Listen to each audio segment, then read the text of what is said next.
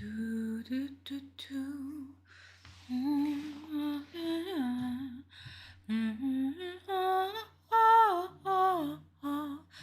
Under your spine. Da, da, da, da. Oh, okay. Audio's working. Whoops. All right.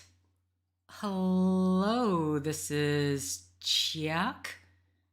Sorry, I guess everything's going, so I'm just gonna assume that everything is grand. All right. Hello, this is Chiak, and we got 2 games today.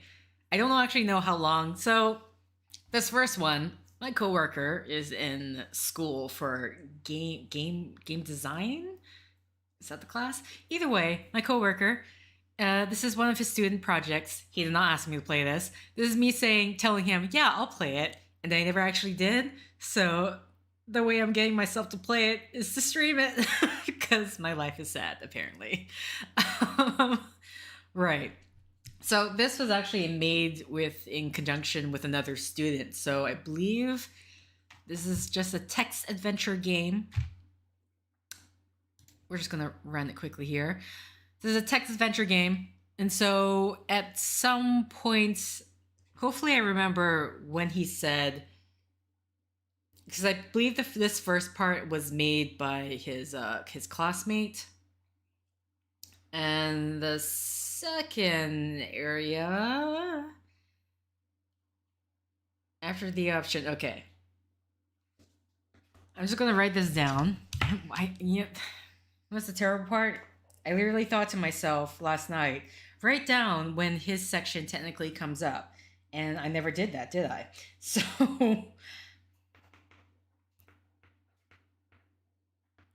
I know his is in the latter half, but this beginning part is with his classmate. The classmate did this part. Either way, let's get started with Hunt for the Medallion of Seth. You are an explorer on an expedition to find an ancient Egyptian relic related to the Egyptian god of chaos, Set.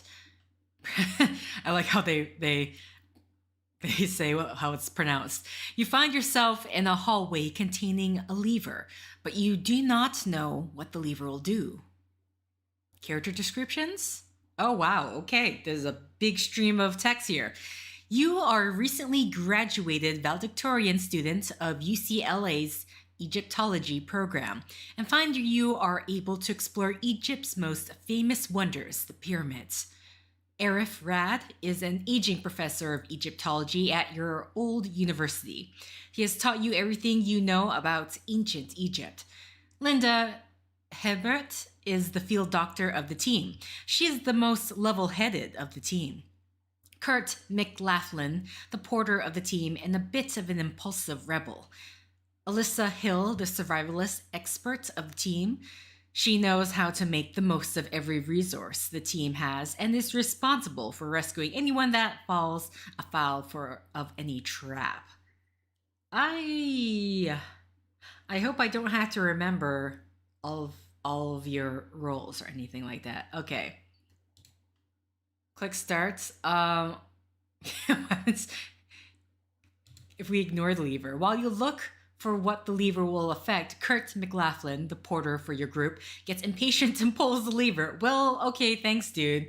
You hear rumbling causing you to turn around. A section of the wall has sunk into the ground, revealing a hidden room. Explore the hallway first. While your team is studying the lever, you decide it is a good opportunity to go further down the hallway. You run into a door. Open the door. The door is locked and won't budge. Disheartened, you journey back to your team, only to be surprised that a part of the wall where the lever was located has disappeared, giving way to what appears to be a secret chamber. Wait, so did the door open and nobody noticed that the door opened? I'm somewhat confused. I guess we didn't get any character reactions to the wall, the secret door coming down, but okay, enter room. Inside the room, you see a pedestal containing an opal amulet on the opposite side of the room. During a further scan of the room, you see odd symbols lining the wall. Oh, Wait, and then this is how his part? Analyze the symbols. You err on the side of caution, a smart choice. As you decipher the hieroglyphs, you hear a commotion behind you. Amulets of Seth, danger. Amulets of Seth's danger, mental trauma ahead. And apparently I died. Wait, what? What? What just happened? You turn around and see Alyssa fighting with Kurt over the amulet. Kurt throws Alyssa off him, causing her to land on the pressure plate, activating a trap. The floor falls out from under you. You land on your front in what appears to be a three-way junction. Okay, well, what about the you died part? It just suddenly showed up. I'm like, am I dead? Am I a ghost now? What is happening? You land on your front in what appears to be a three-way junction. As you stand up, you see light coming from one side and hear sound coming from the other. Behind you, there is only a blocked path due to the collapsed up floor. Okay, lights coming from one side. Sound? While you head towards the sound, the path behind you collapses. Wonderful. No way back now. Returning your attention to follow the sound and avoid thinking that you were about to be buried alive twice, you reach a partially collapsed chamber.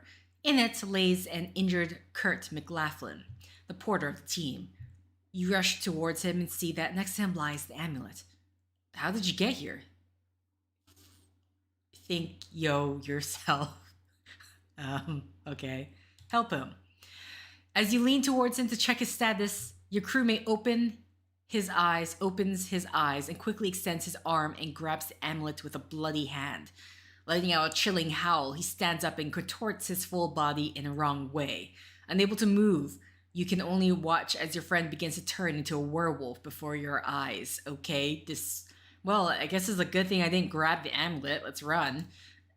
Screaming in horror, use your stand up and start to run as fast as you can from where you came from. Before you can exit the room, you feel sharp teeth grab you by the neck. There is nothing you can do to defend yourself while your old friend tears you apart. Well, start again? Question mark, honestly. Oh my god. I mean, let's just pull the lever this time. You pull the lever. You hear the sound of stone grinding on stone. After a quick look around, you spot a section of the wall slowly sinking to the ground, revealing a hidden room. So if I just go for the amulet, you immediately rush for the amulet. Finally, we found what we came for, exclaims your old professor of Egyptology, Arifrad, who was smiling brightly. Hesitate? I mean, we know what happened when someone took the amulet. Kurt snatches the... Well, damn it, Kurt. You always... Okay, whatever, dude. Kurt snatches the amulet from the pedestal before you can decide whether or not it's safe to take the amulet without checking for traps. Take the amulet for... I mean, that's the only option. You try to take the amulet back before Kurt gets taken over, but Kurt puts up a fight, trying to keep it. Eventually, you overpower Kurt and he falls to the ground. Reprimand Kurt? You go to scold Kurt about his behavior during this expedition, but the look in his eyes stops you. Kurt's were wide open, his pupils were enlarged, similar to how a cocaine user would look when high and he had a grip on his survival knife. Okay, put Kurt in his place. Yeah, we're gonna die. You attempt to use self-defense tips given to you by Detroit Urban Survival Training on YouTube and probably died. Good job. Okay, run away. Deciding to do the smart thing, you cut your losses and run away as Kurt chases you down. You managed to lose Kurt in the upper part of the pyramid when he went down the wrong corridor. Look for a place to hide the amulet. You find a hole in the wall about the size of a large dog. Am I the size of a large? Just crawl through. You crawl in and find a room that includes a body-length table with symbols carved into it, as well as a sarcophagus on the opposite side of the table. In the sarcophagus? I really hope that this isn't trapped. Would the sarcophagus be trapped? I don't know. I mean, this seems dumb. How are you going to hide it behind? I mean, that makes sense for in, but we'll see. You open the sarcophagus to place the amulet inside. Immediately, a mummified corpse jumps out and kills you for trespassing a sacred site. Yeah, okay, I figured. Fine, we'll go all the way back. Analyze the symbol. Oh, wait, sorry. My bad. Oh, wait. I went the wrong way. Oh, wait, we'll just go to the light. While you enter a chamber lit by multiple torches, the path behind you collapses. No way back. Returning your attention to the chamber and avoid thinking that you were about to be buried alive twice, you start to study the room, noticing a pit located in the middle. Nothing more. Extremely dark, even with so many torches, you can't tell what lies on it. Take your chances to jump in, call for help, throw a piece of rubble in. You throw a fist-sized rock into the wall. Splash. The water is too far down to just jump in. Shimmy down the well. Emerging from the water, you notice is a flooded corridor. It is too dark to notice anything else. You can only head forward or backward. Not much to think about. Head left. As you swim, you start to get the strong feeling of being followed. You turn around quickly, but there's nothing but darkness. I need to get out of the water as soon as possible. You think to yourself. You keep swimming until you reach a huge wide chamber, or at least it is what you can discern due to the enormous darkness that deceives you, only broken by a dim light at the center of the room. What the hell? Excuse me. Okay, fine. Is Jacob, is this what you meant when you said the teacher said you should allow for more time for people to be able to read? Mind you, I am reading this out loud, so it's considerably slower. But I'm curious if I was reading it without talking, if I would be able to get through this. Okay, something has grabbed your leg and start to sink even more. With fear and fear, you try to get away, but it's useless. There is no escape from you. Okay, let's just swim toward the light. There is only light. Hold on. Or at least it is what you can discern due to the enormous darkness that receives you. Only broken by a dim light at the center of the room. A bit far away, but you can see some kind of island, if you can call it that. It's illuminated by such light. I mean, there's only one option, technically. The island may be your best chance to find a way out of this flooded place. As you reach the center of the chamber, you notice the statue of Seth with something shining hanging from the neck. Reaching the light, you notice is the amulet. How come it is here? As you ponder this question, you feel something grabbing your leg, dragging you deep into the water. Your final thought is upon the shining amulet laying on the neck of Seth. Is it just swimming around the light? You notice some kind of stairs. Interesting. So it says, swim toward. You know what? I just didn't misread that. Swim around the light. Swimming around the light, you notice some kind of stairs located on the opposite side from where you entered the chamber, leading towards the island. You can step on them or keep swimming toward the light. Take the stairs. With some caution, you step on the stairs and head towards the light. As you get closer, you notice a statue lying in the middle of the island and a movement in the water. Is that what followed you? You dismissed the idea of finding out what was in the water and kept moving forward. Okay. There's typos, but they're on the crunch deadline, they're students, so analyze the island? You reach the island and realize it is actually a big stone platform. Inspecting it a little bit closer, you come to the conclusion that you are actually standing on a shrine. The shrine is the upper level of a sanctuary where the statue of the god or goddess was kept. Because of that, it was the most special and important part of the temple, with only the high priest and the pharaoh allowed to ever enter. Analyze the statue. Approaching the statue, you notice it is of Seth, with the amulet hanging around the neck. How come it is here? You asked to no one in particular. Carefully, you climb the statue before taking away the amulet from its owner. You read a hieroglyph engraved on Seth's chest.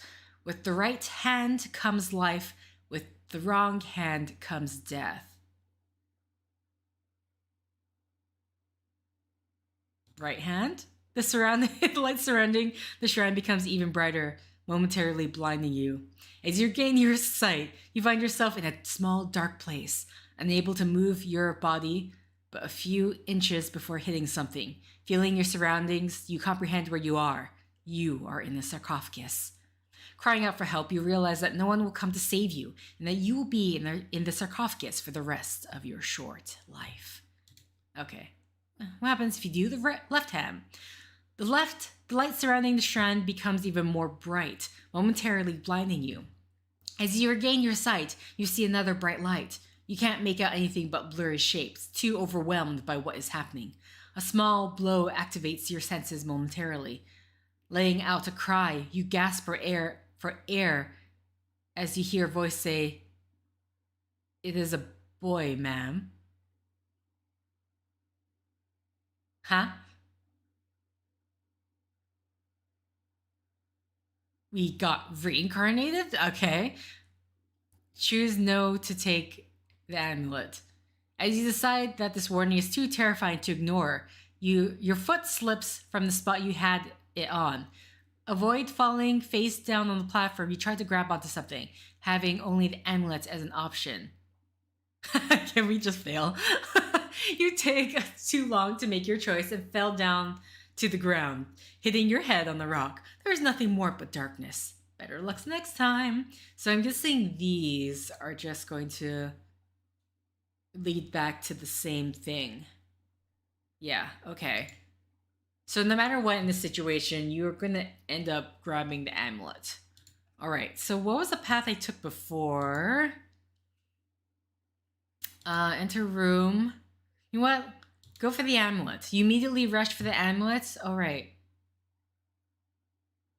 Take the amulet. You immediately take the amulet, put it on. Once the amulet is on, you start to hear whispering voices and feel pressure building on your head. Take it off quickly. Take it off quickly.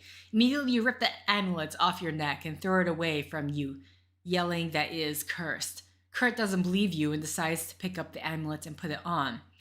Kurt laughs at you for being scared of jewelry. The amulet glows on his chest.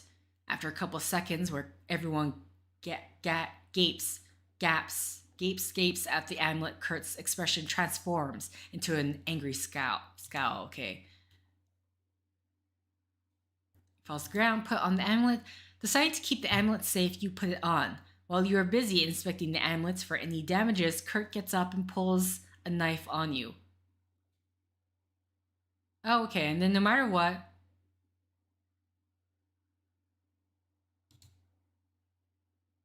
Okay, look for a place to hide an amulet, crawl through, hide the amulet behind the sarcophagus. Most people will look inside the sarcophagus, but not behind one. Good choice. You slowly pull the sarcophagus off of the wall and put the amulet behind it before replacing the sarcophagus. Leave the room the same way you came in. You crawl out of the room and hear an angry shout coming down the corridor. You quickly get to your feet as you hear a second voice screaming for help. Investigate. You sprint down the corridor and take a left. After a short distance, you come across a room with its door closed.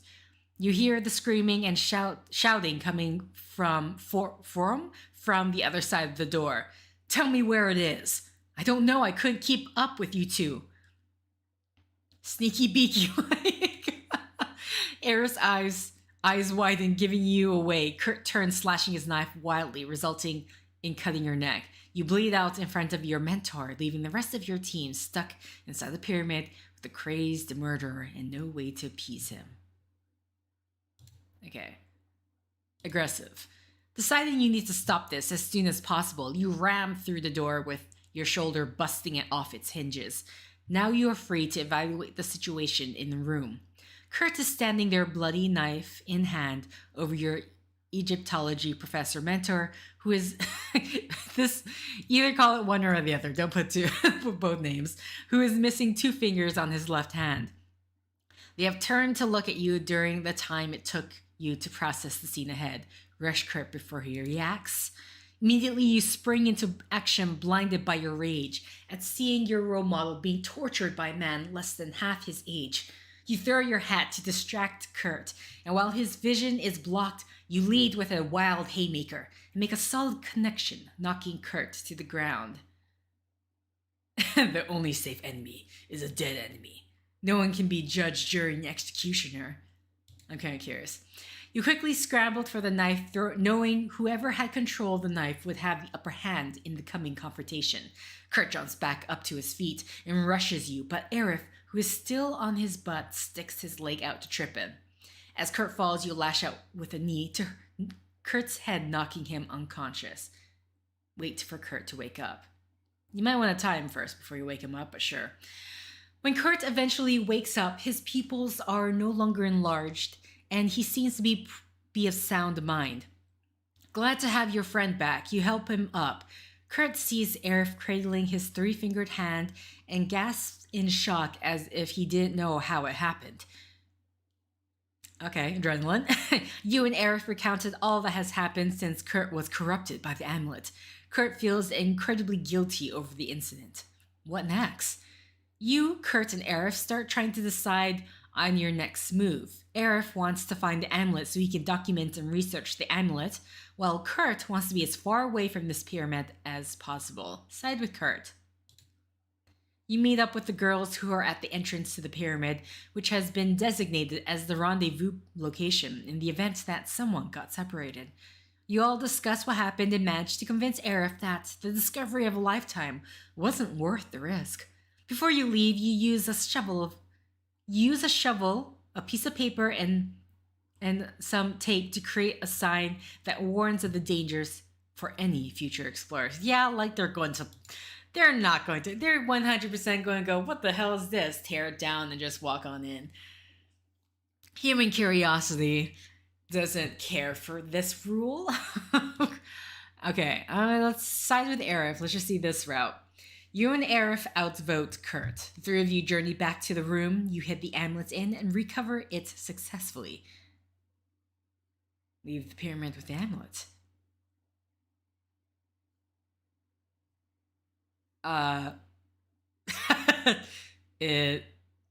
What? What? Leave the pyramid with the amulet. It's just a blank screen. So I guess we just died. Is that what I should take from this? We tried to take the amulet out of the pyramid and... Well, nothing's showing up. So... I guess we're dead. Go back to the room the amulet was initially in. That, or like... All I can think is that because this is a student project, they ran out of time, so that whatever that needed to be written there is just not there. You propose that the group should head back to the initial hidden room. Arif and Kurt see the logic in investigating the room for clues on the dangers of the amulet. No one puts the amulet on thinking it would be too dangerous after Kurt wore it and went crazy, though you can't explain why it didn't affect you when you put it on after it came up in discussion when Arif asked you about it. Back to hieroglyphs. Once you are back at the hieroglyphs and able to read the ones you hadn't gotten due to the earlier fight, you find a set proclaiming, "To those who have found this room, the amulet is cursed by a follower of Seth." Okay, now you know what is wrong with the amulet. Time to look for a way to cleanse it. Continue reading. You continue reading and come a passage that only someone willing to bear the curse and suffer the cleansing at the top of the pyramid would be able to right the wrongs of the follower of Seth. Once you tell Kurt and Arif of your findings, you get mixed reactions. Kurt's incredibly worried, and Arif is positively giddy that he possessed an amulet with such strong connection to an Egyptian god. Go for the cleanse? Deciding to share Arif's enthusiasm, you make the arduous trek to the top of the pyramid. Once you make it to the top, you see a door with a drawing of a man with a hole in his chest. Okay, I'm assuming this is this is not this hole, but this hole. You know this depicts sorrow and grief, and you start to worry. Can we check for any other hieroglyphs? Fair warning, this is dark. Oh, we get content warning. You check the walls of the hallway outside the door and read the story of a man whose son decided to attempt to cleanse the artifact after a friend of his had been afflicted with the madness and killed a family in their village. The father recounted how he couldn't bear the screams of his son begging to be let out. Eventually, the father had caved in to his son's pleading, but when the door opened, it was not his son he was face to face with. Something had been wearing his son's face and speaking in his son's voice. The father recounts realizing that being wasn't his son anymore after a couple of days, where he noticed his son's mannerisms were not the same, and he spotted a piece of the amulet hidden under his shirt as the boy brushed the camels. The father told of how he talked to a priest hoping for an answer to this madness, and of his sorrow when the priest had told the father that his son was likely dead, and whatever was wearing his face had completely taken over the body. When the father returned home from talking to the priest, he felt something was wrong before he entered the door. He found out why his instincts were screaming of danger when he opened the door to see blood streaking the walls and floors. When the father entered the kitchen, he spotted his son holding a bloody knife with an unsettling grin on his face. When asked where his mother was, the boy asked which part. The father and son fought in the kitchen over the knife. Eventually, the father won with his superior strength. The father had been forced to kill his son. The father took the amulet back to the pyramid before writing his story, as well as a warning in the room containing the amulet. Maybe you might have wanted to put your warning in a clearer place, because they did not see that first. Start the cleansing. You tell Kurt and Arif to close the door on their way out, and to not open the door unless you give them the code word pineapple. Once they make it out safely, you put on the amulet and press on the rising sun hieroglyph and wait. Pain. Pain starts building up in your head. It feels like something is trying to use a crowbar to wedge it open, but you try your best not to scream your agony. Next you hear whispers, telling you the pain would stop if you gave in, but you refuse. The pain gets worse until you can't stand it, and you desperately want to release, but you can't give in, especially when you know what will happen to after reading that man's warning. With the extra motivation given to you by the man's story, you manage to pull through the cleansing with bloodshot eyes and blood dripping from your mouth, from where you had bitten your tongue. The artifact is cleansed and you managed it without any casualties. You and your team leave the pyramid, never to return, and you become a celebrated Egyptologist for your discovery of the amulet of Seth. Okay, so that was the good ending. Interesting. Okay, so I'm assuming when he said my coworker, his part was after analyze the symbols. So his branch is this, where okay, so this entire section, call for help. No one answers except the void in front of you. Take your chance. You jump in, but the pit is too deep. You hit the water too fast, causing your death. Okay, so I think we've got the gist of the game here. Obviously a lot of spelling mistakes or grammar mistakes, some missing commas and stuff like that, or misspelled words, but again, student project on a deadline, so I'm assuming that's where that came into effect. Though I'm assuming it's the other person who wrote that other section where you suddenly just get a huge amount of text. I was like, okay, this is okay, all right.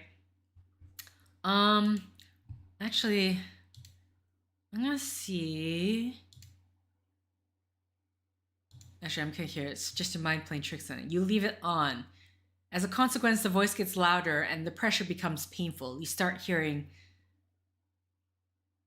and assuming. Okay. And these are the other options. You try to take the amulet off, but it feels like you're trying to lift a truck when you attempt to pull the amulet up and over your head. You're stuck with the amulet around your neck.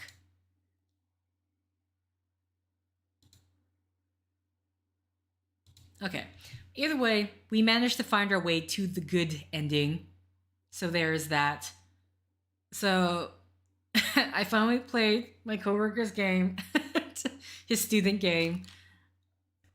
And therefore, I fulfilled my non-obligation, but I said I was gonna play it, just not on stream. But apparently, if I'm not streaming or recording for something, I'm not going to play a game. I don't know. that will be my cross to bear. All right, so that was the first game. As I said, this is a two game part thing. So we're gonna bring up Blackout now. Oh.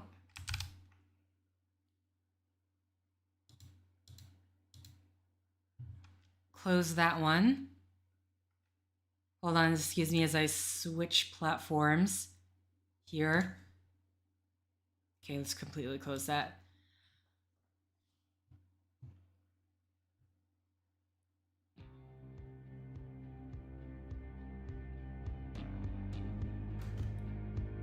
Just doing another sound check here. Oh, what the? Okay. Okay, let's go head back to OBS. What is happening here? Okay, yes, but how do I, there we go. I don't know why it wouldn't like happen like this. There we go. Okay. That looks about right. Okay. So I don't think there's, I remember the option, yeah, there's no sound effect leveling. This is actually really loud. Oh my god. Here. I'm just gonna use, there we go. I think I got it going? Right. So, we're gonna play this game now. This is Blackout, the Darkest Night. I believe it's about 1 or 2 hours apparently from what I can find online. So, this released in 2021.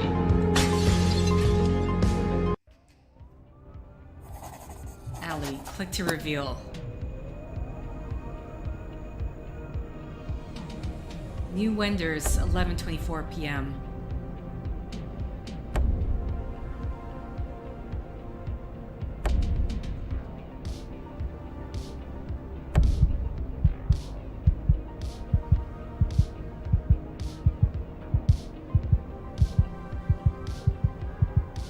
Okay.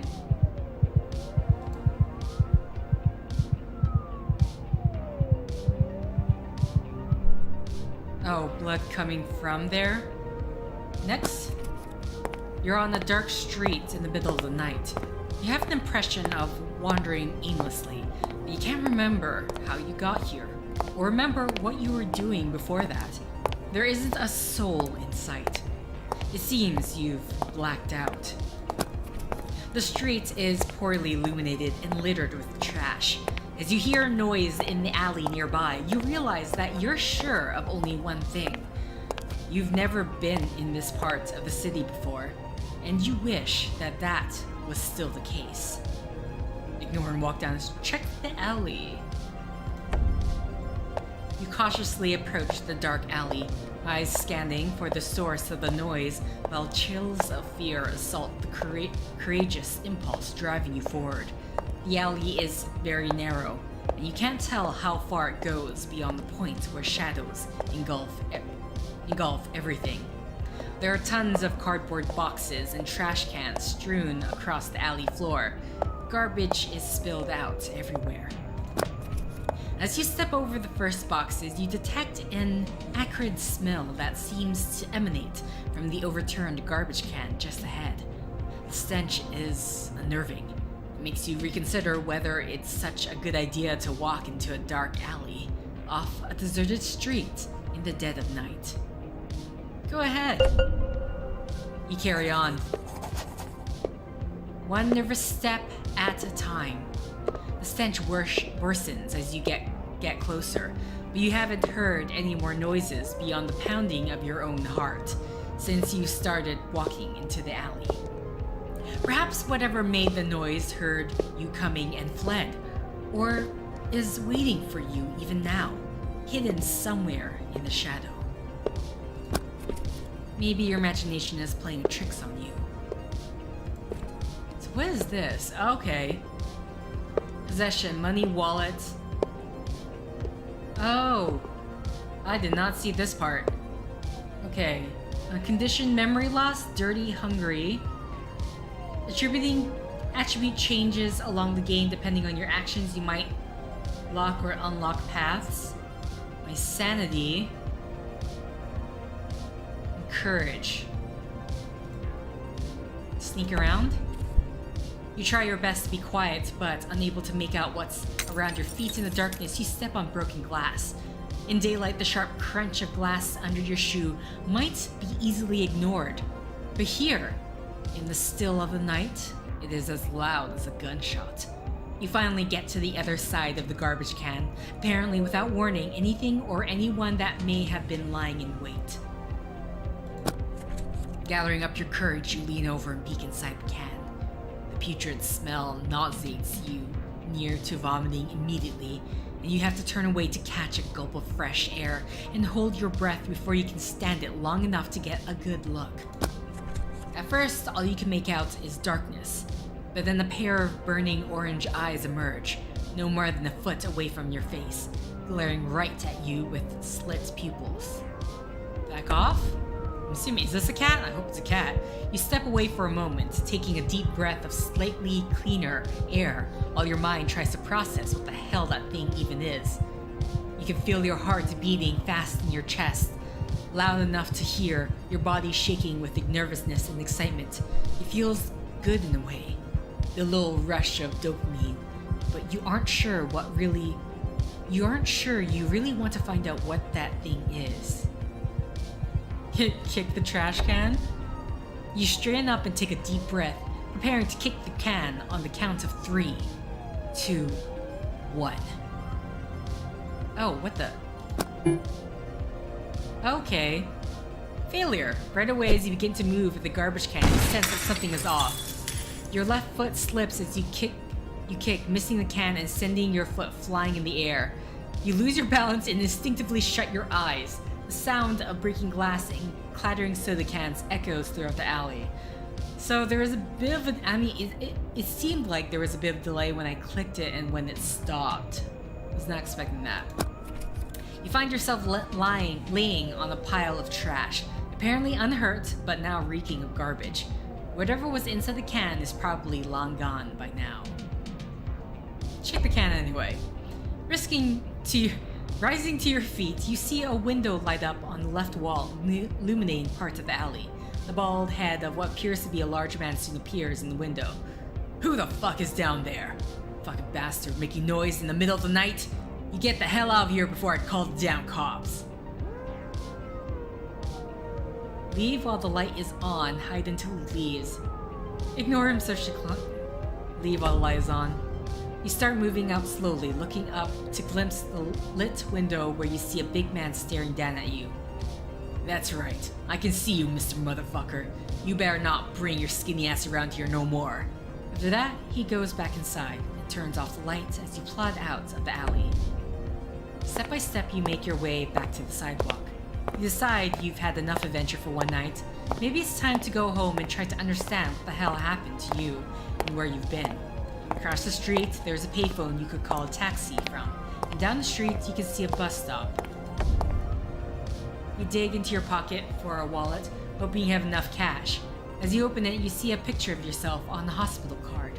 Randolph Carter Memorial Hospital, Richard Farbin, MD. Oh, ooh, flashback. Ooh, sorry, this effect.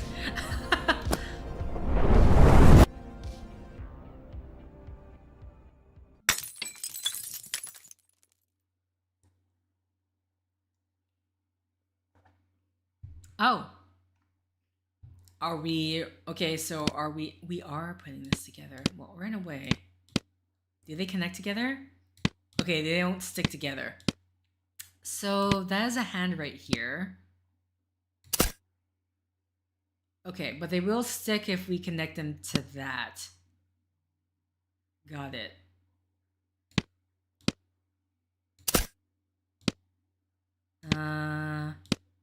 It's not... This looks like the wrong side, honestly.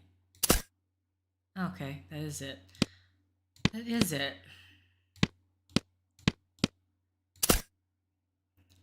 So we have the edge of the hospital bench here. This is here.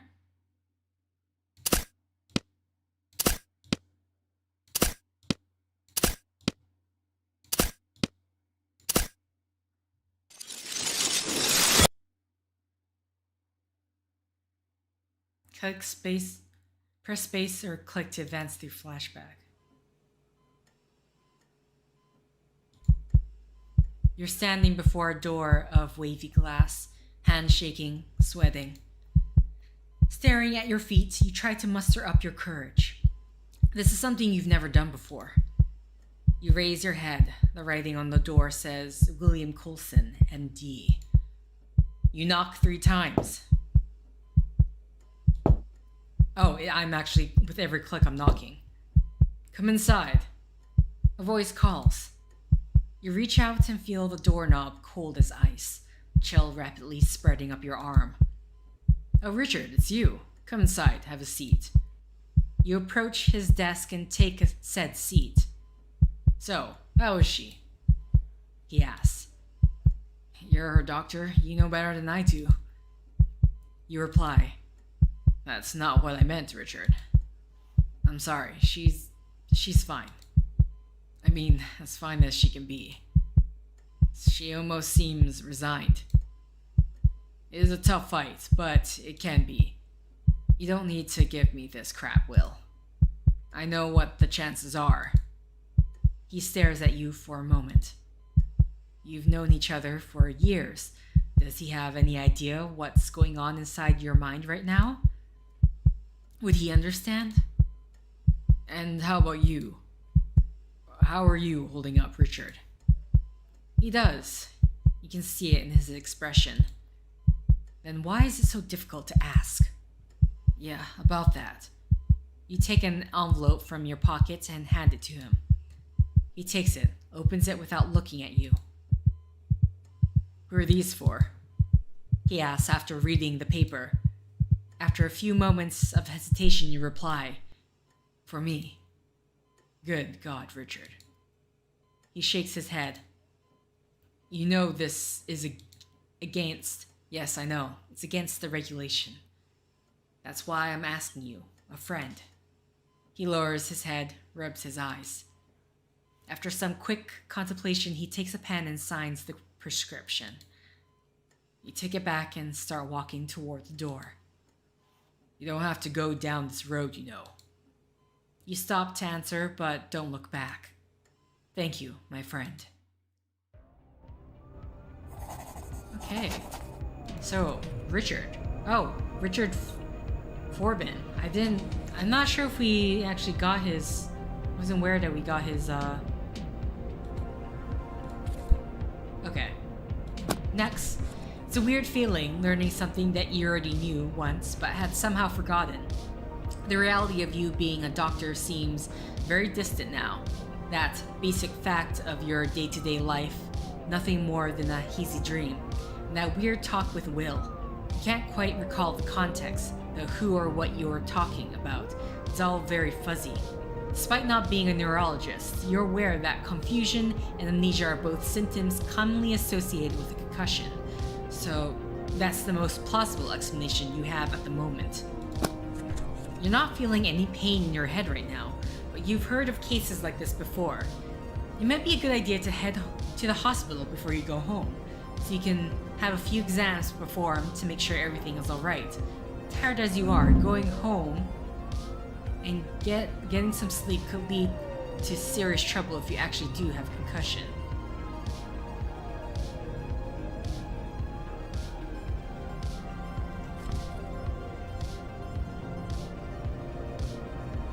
Taxi card. I have a taxi card in my possession.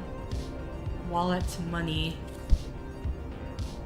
I'm kind of curious, like, in terms of like wait for the bus, because it may look like it was unlocked. I'm not quite sure. I'm able to see. Okay.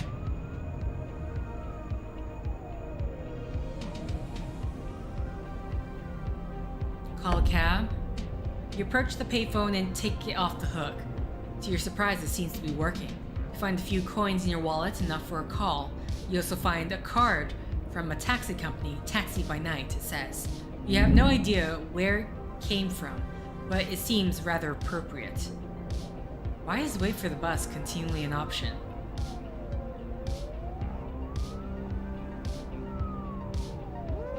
keeps like doing that. The card says 5557A X1. That's just a plain terrible mnemonic.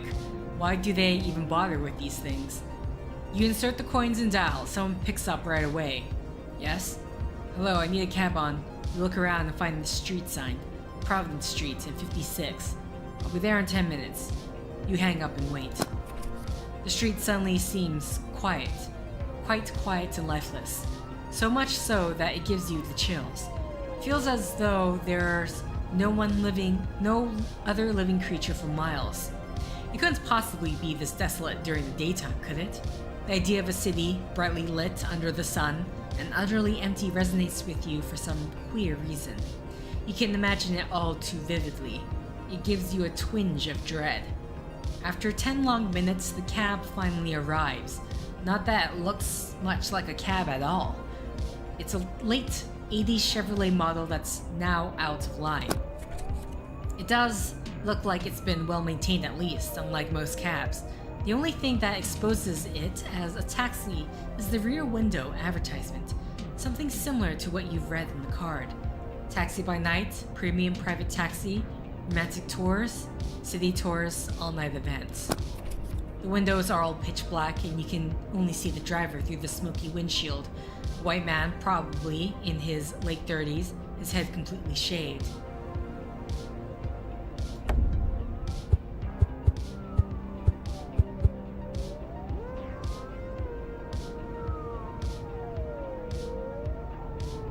Okay, interesting.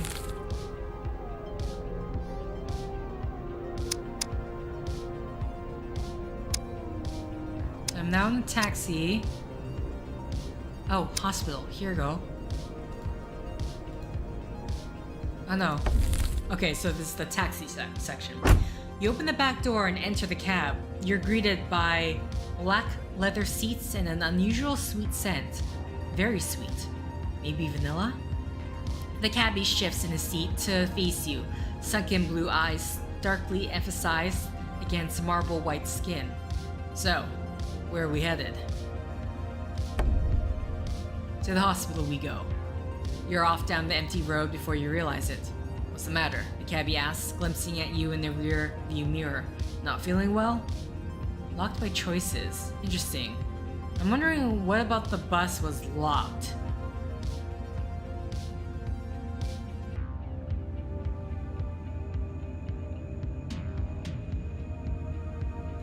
Actually, I blacked out. Really? Sounds pretty serious. Good thing you're going to the hospital. You decide to just leave it at that. Want me to turn on the radio? He says after a short while. Sure.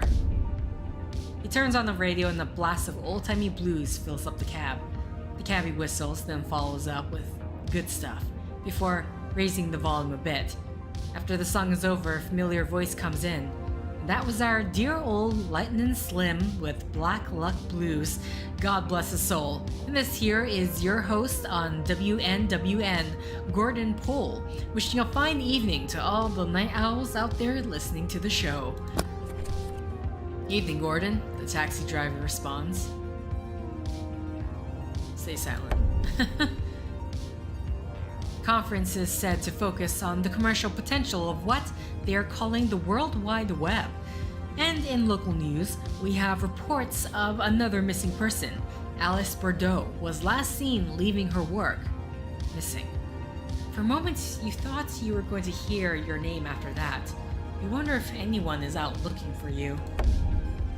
Perhaps 10 minutes pass before you leave the eerie, darkened streets of the east side and start seeing actual signs of human life. What a relief. There aren't many people walking around, as it's already late, but it sure is comforting to be in a well-lit area. A few minutes later, the cab stops in front of a huge modern building. Why is this huge modern building that seems to occupy almost the entire block? It's 5 stories high and has a heliport on top. No mistaking it, it's the Randolph Carter Memorial Hospital, your place of work for the past 10 years. Okay. Interesting. Okay, so clicking that gave me my sanity. The building is a behemoth of glass, resembling a giant, multifaceted mirror during the day. And at night, it's still a fairly bright spot in the heart of the city. Here we are, the cabbie announces. That'll be $25, please. You open your wallet and realize you only have $15. Do I have a credit card? Sorry, no, but I'll take whatever you have on you. You'll pay me the rest another time. You thank him for the ride and step out of the car. Well, good night, Dr. Fairbairn, you hear him say as he drives away, disappears around the corner. You can't remember telling him your name. You're almost certain you didn't, in fact. How the hell did he know? As you turn around, you find yourself in front of a gargantuan modern building, all covered in glass. A big illuminated sign on front reads Randolph Carter Memorial Hospital. This is it. Your place of work. Your second home. Then it hits you again. That sense of deja vu. The hospital. The taxi, the noise of the busy avenue behind you. Flashback! Okay, what are we putting together now?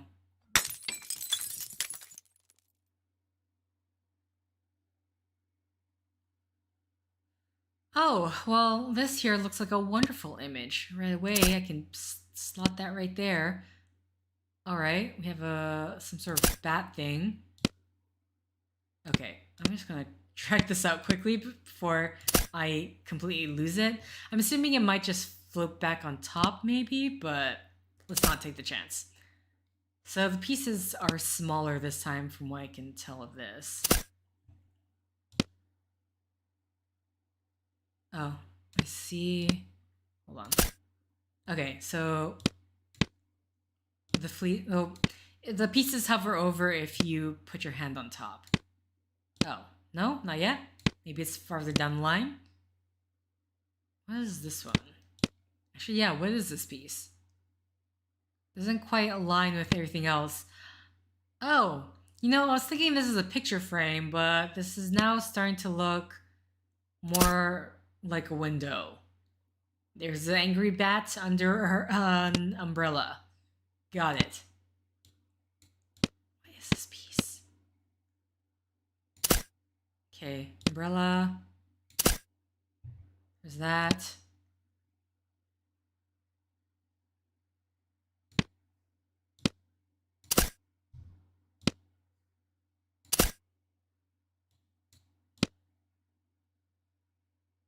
Okay, this is one edge over here.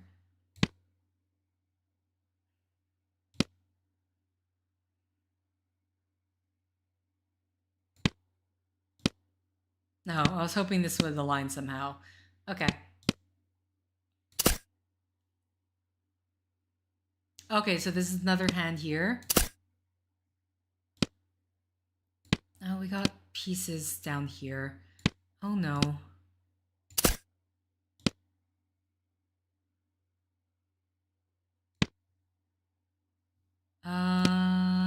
Okay. There's a hand.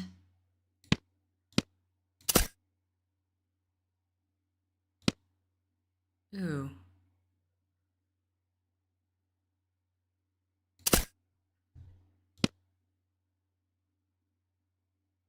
What is this piece? There we go.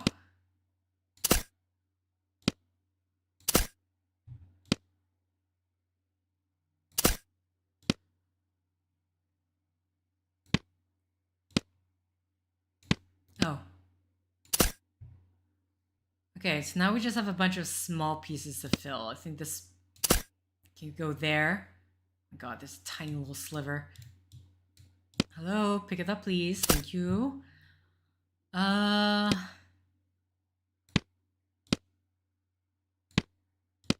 Okay, let's pull out all the pieces so I can at the very least see what I'm trying to mix and match here. There's that.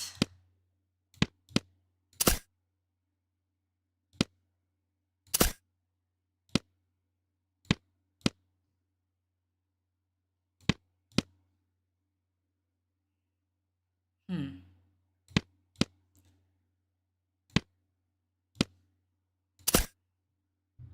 Okay. 2 pieces left. Oh, is this down...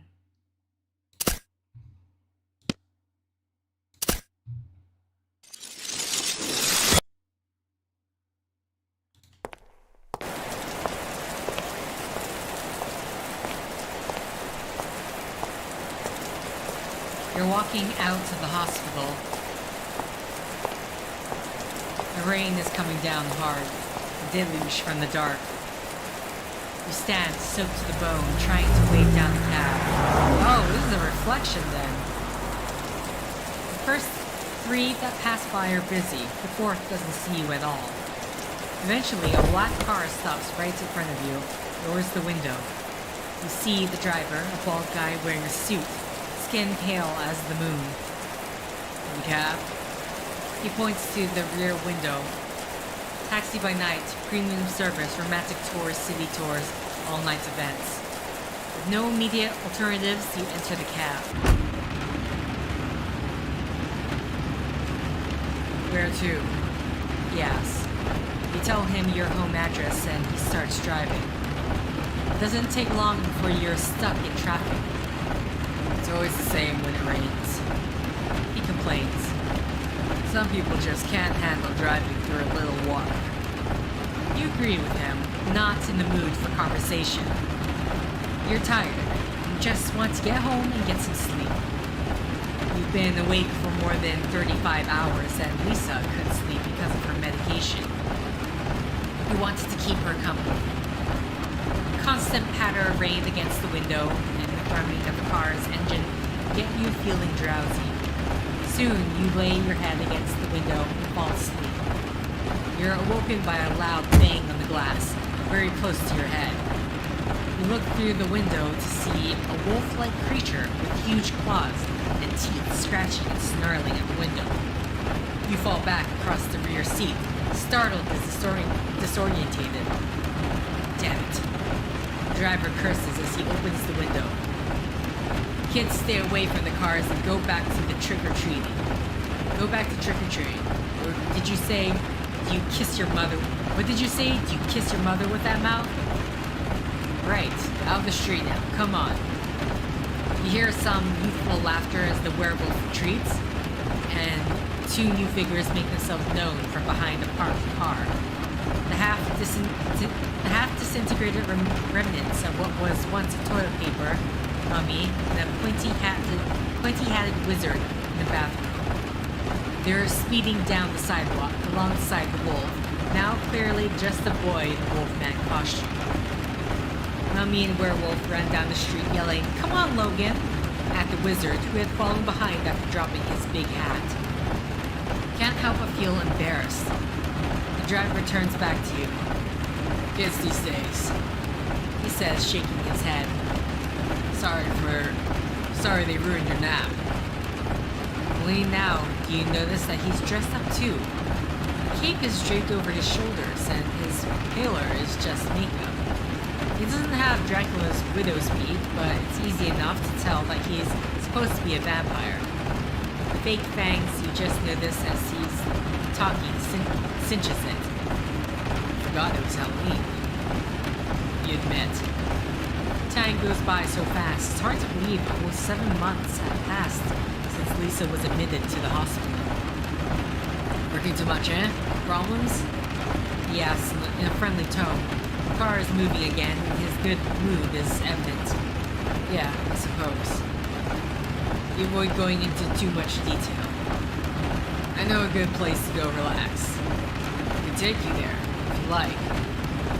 I appreciate the offer, but maybe another time. A few minutes worth of small talk later, he stops in front of your building. As you pay him, he thanks you and hands you a card.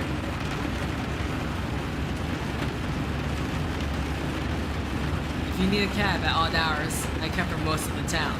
Oh, hey. He procures a notepad and pen and scribbles something on it, on a sheet. Here's the address of that place I told you about. Good place to forget your problems. Or to get rid of them. He smiles wide, flashing his plastic fangs. Thank you. Have a good night now. You too, mister. Fairman. Richard Fairman. Have a beautiful night, Mr. Fairbairn.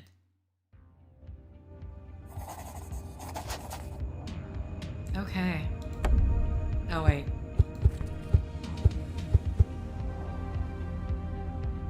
My courage decreased. Visited passages. What is this? Okay, well, we're at the hospital now. This is a church, I can see from that symbol.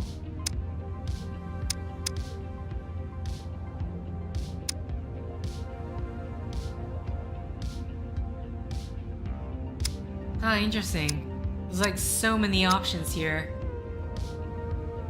Gordon Pole. Okay. So basically it's letting us know like how many different branches are to the story. You walk fast past the receptionist, briefly greeting her with a curt good evening, to which she, surprised, responds, "Good evening, Dr. Fairbairn. Welcome back." You head straight to the elevator and press the button for the 5th floor, where your office is. Will's office is there, as well as Lisa's doctor. You'll need his permission to see her after normal visiting hours. A soft tone alerts you that the elevator has reached the 5th floor. The door opens and you step out into the hallway that you've walked through several times a day every day for years. You don't know if Will is working now, but he usually works late, but, well, the only way to know is to go check his office. You follow the hallway to the left and turn right at the end of it. Soon you find yourself standing in front of a smoky glass door with the painted words William Coulson, MD on it.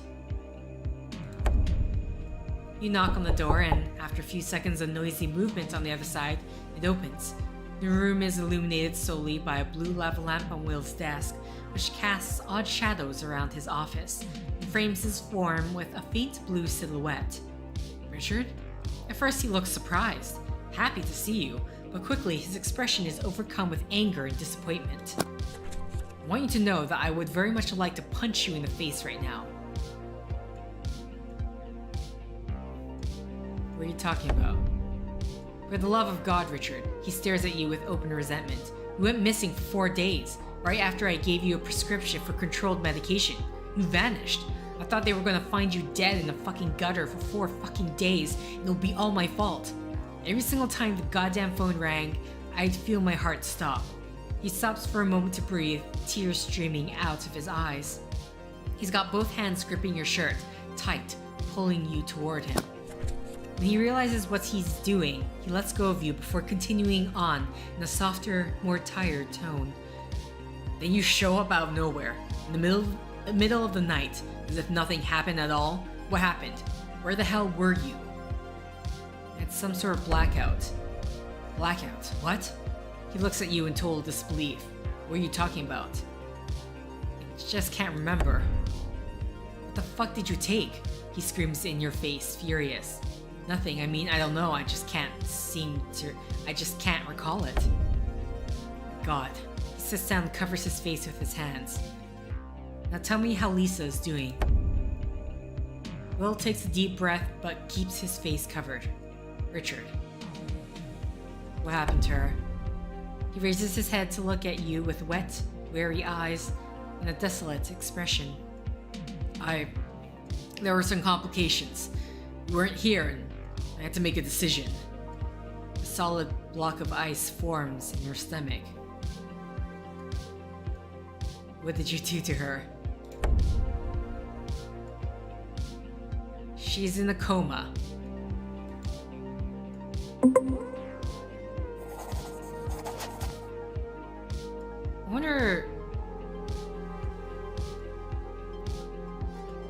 I wonder if it's like a time thing, because I got minus courage, right? She's in a coma. And maybe it's a minus. I don't know. I just like, what do you mean by click to reveal? Hi, regulator. Anyway, trying to be. She's in a coma. His voice cracks as he says it. "I'm so sorry, Richard." Your legs tremble as blades of ice lance through your chest. "You knew it could happen anytime, Richard. You knew you were supposed to be here in case it did, and we needed to make a decision. I didn't want to do it, but I was the only one who could." can see the tears rolling down his face, his guilt palpable. "Don't you have anything to say?" he says, trembling. "Talk to me, Richard. Say something." "I need to see her." Will is obviously surprised by your calm. "Okay, I'll take you there."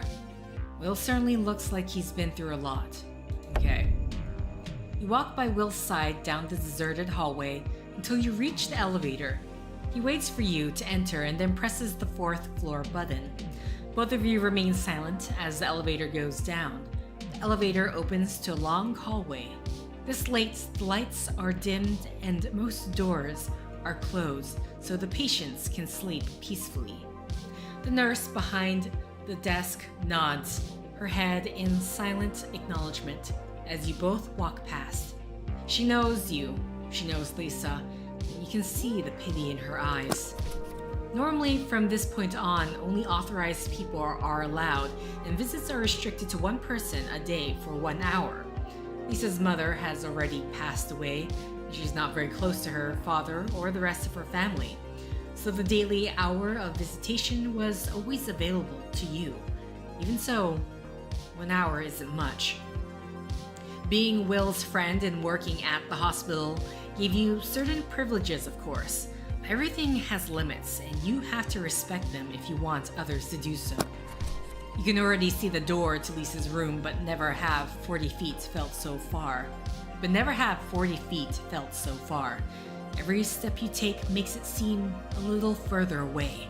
But after what feels like an eternity, you are finally standing in front of that blue door, looking inside through a little glass window and breathing a sigh of relief upon seeing her lying there, knowing that she's still alive. The door is opened and you enter.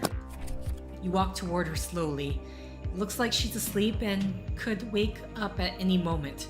Her hair, once red and thick, is gone, and a large scar mars the side of her skull. Her face is paler than ever, and the freckles on her cheeks seems more discernible because of it. You stop by her side, not really sure of what to do. You touch her face gently with your hand and rest your palm on her shoulder as though you meant to gently wake her up. Then you remember how she can't wake up. You reach for her hand and grasp it between both of yours. For some reason, you thought it would be cold, but she's nice and warm. You slowly raise her hand and press it lightly against your face, relishing the familiar feeling of her soft skin and distinct, comforting smell. Flashback! I really do love that flashback effect.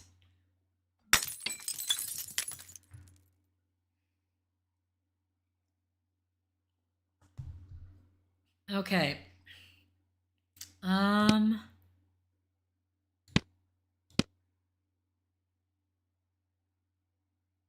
To the side or to the...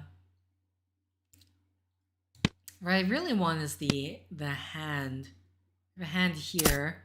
Oh, okay. I managed to find the placement by accident. This would be the other side. Doesn't make sense the other way. Okay, interesting. I can, That's, okay, interesting. I wasn't aware I could do that. I thought I had to, like, directly connect, but apparently that is not the case, so.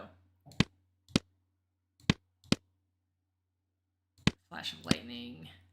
Okay, I have, like, a big chunk here somewhere. What? What is this?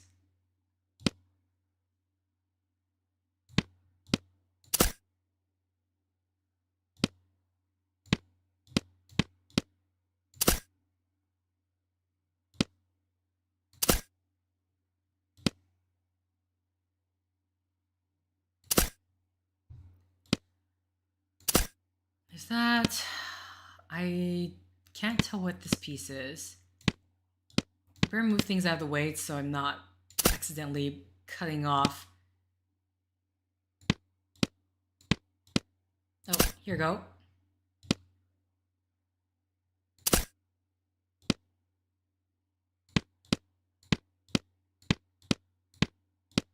This...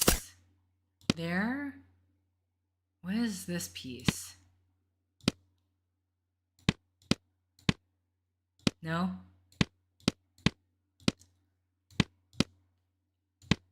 Oh, there's like this piece all the way over here, which... if anything, this is there. I think this might be here. Any other window pieces?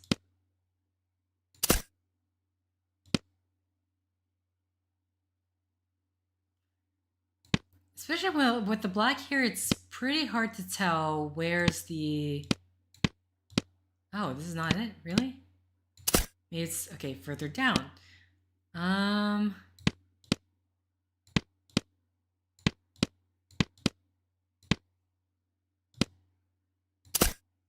Okay. I actually was not sure about that one at all. Yeah, with the green background, it is actually a bit difficult to tell what pieces go where.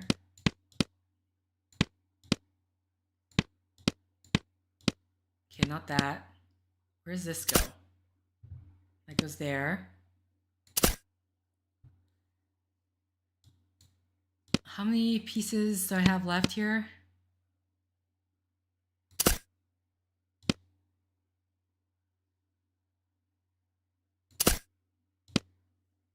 And just this one?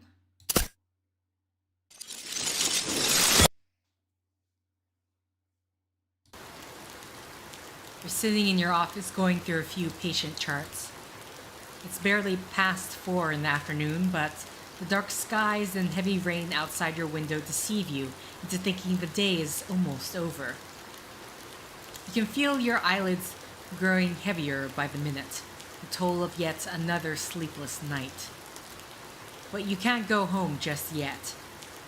Someone knocks on your door. You know it's William. You've been expecting him all day. Jumping from one task to another like a mindless automation, thinking about the only thing that matters right now. Oh, mystery game? I mean, I guess you could call it mystery. Our character doesn't remember, has amnesia. And I guess is piecing together events of the past days. Yes, interactive fiction. So, come on in. You say, failing to completely contain your anxiety. Okay, so this is our character here. This is William. William enters the office holding a manila folder. You try to scan his face and ascertain whether this is good or bad news, but his expression is stoic. A part of his job he's very good at. So, are we looking? You ask as he sits down in front of you. He lays the folder on the table and slides it toward you. The label reads Lisa C. Farben. You open it and start skimming through the results, reading fast and jumping lines until you find what you're searching for. It feels like a mass of ice has formed in the pit of your stomach. You read the results over and over again to be sure, but despite your desperation, it's always the same. This can't be right. Will has his head down. I'm so sorry, Richard. He says, face downcast. Run the test again. You demand. He raises his head, eyes full of sorrow, overflowing with tears. You can't remember ever seeing him like this. Don't do this, Richard. Don't fool yourself. You know better than to do that. You aimlessly toss the folder away as you stand. It smacks the window and bursts open, sending papers flying all over your office floor. At that same moment, a bolt of lightning lances across the sky with a flash, followed by the rumble of thunder. Almost instinctively, you seize the opportunity to yell as loudly as you can.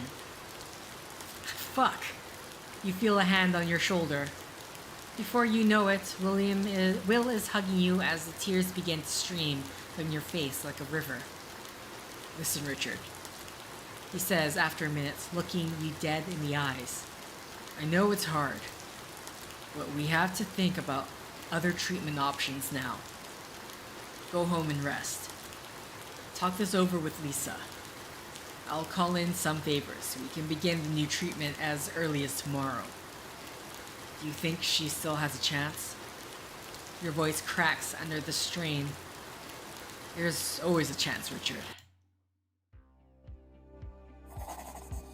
So, did we learn anything new?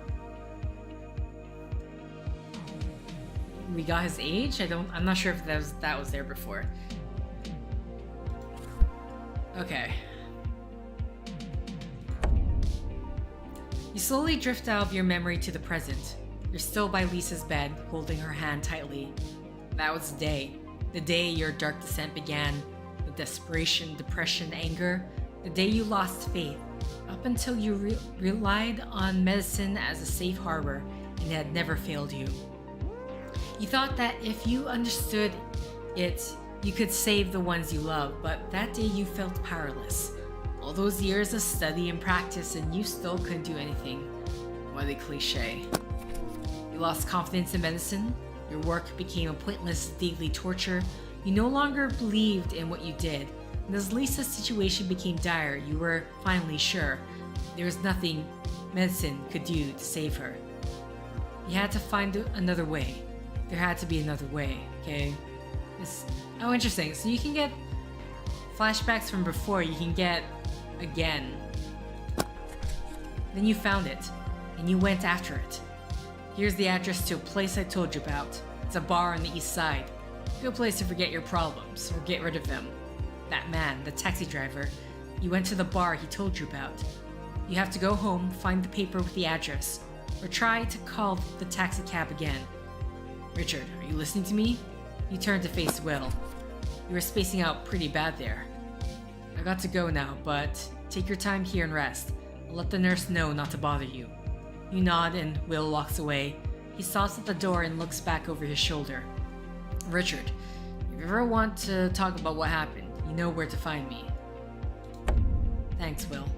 He smiles and nods before disappearing. You listen to his footsteps echoing down the corridor, softly vanishing as he walks away. Will is a great friend. You couldn't ask for a better one. Sometimes you forget that this situation has been tough on him as well. The responsibility of treating your longtime friend's wife undoubtedly weighs heavy on his spirit. You turn your attention back to Lisa, caressing her face one last time. Okay, what does this give me? Sanity. Okay. I mean, my courage has been going down, but my sanity's rising up. But now you must go. Make one more stop before you call it a night, and return to her side. You need to investigate that bar and get to the bottom of your blackout. You went there once looking for something.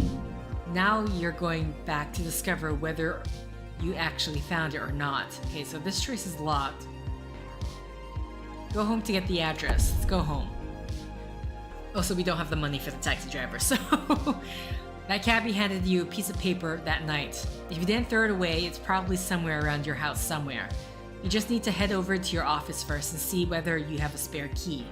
Bidding farewell to Lisa, you take the elevator back to the 5th floor. You take a right and walk until you reach a familiar door labeled Richard Farabin, MD. As you have many times before, you twist the handle and open the door. But when you step inside, you can feel that something is wrong. The furniture is the same, and all your belongings are there just as you left them, but something has changed nonetheless. You feel alien to this environment. You walk toward the heavy wooden desk as if you were stepping on thin ice. A burglar that just slipped into someone's house. A notepad lies on the center of the table, a pen carefully placed perfectly parallel by its side. Brass banker's lamp with the green shade is on the right side, just behind the old-fashioned black rotary phone. And on the left, there's a picture of you and Lisa, in front of a snowy mountain. All clean and organized, just how you like it. Yet for some reason, you cannot help but feel disconnected to this place. To the man smiling in the picture, and the man who sits in this chair every day. It's not the room that has changed, it's you. Something deep inside of you is different, and even though you don't know what or why, you know it has changed you immensely and Something irrevocably? An event during the blackout, or an event that led to it, has transformed you into a different man from the one you were the last time you stood in this room. And you have no idea whether unearthing what exactly has happened would make things better or worse. Check desk drawer. Inside the drawer, you find some papers, painkillers, and Lisa's key to the apartment. It may come in handy, since apparently you lost yours. Oh, interesting. It says my fitness needs to be for that one locked option. You grab Lisa's keys, all attached to a yellow keychain in the shape of an elephant. You then jam them into your pocket. You exit the hospital using the main entrance, walking hurried pace, and enter the subway station just across the road.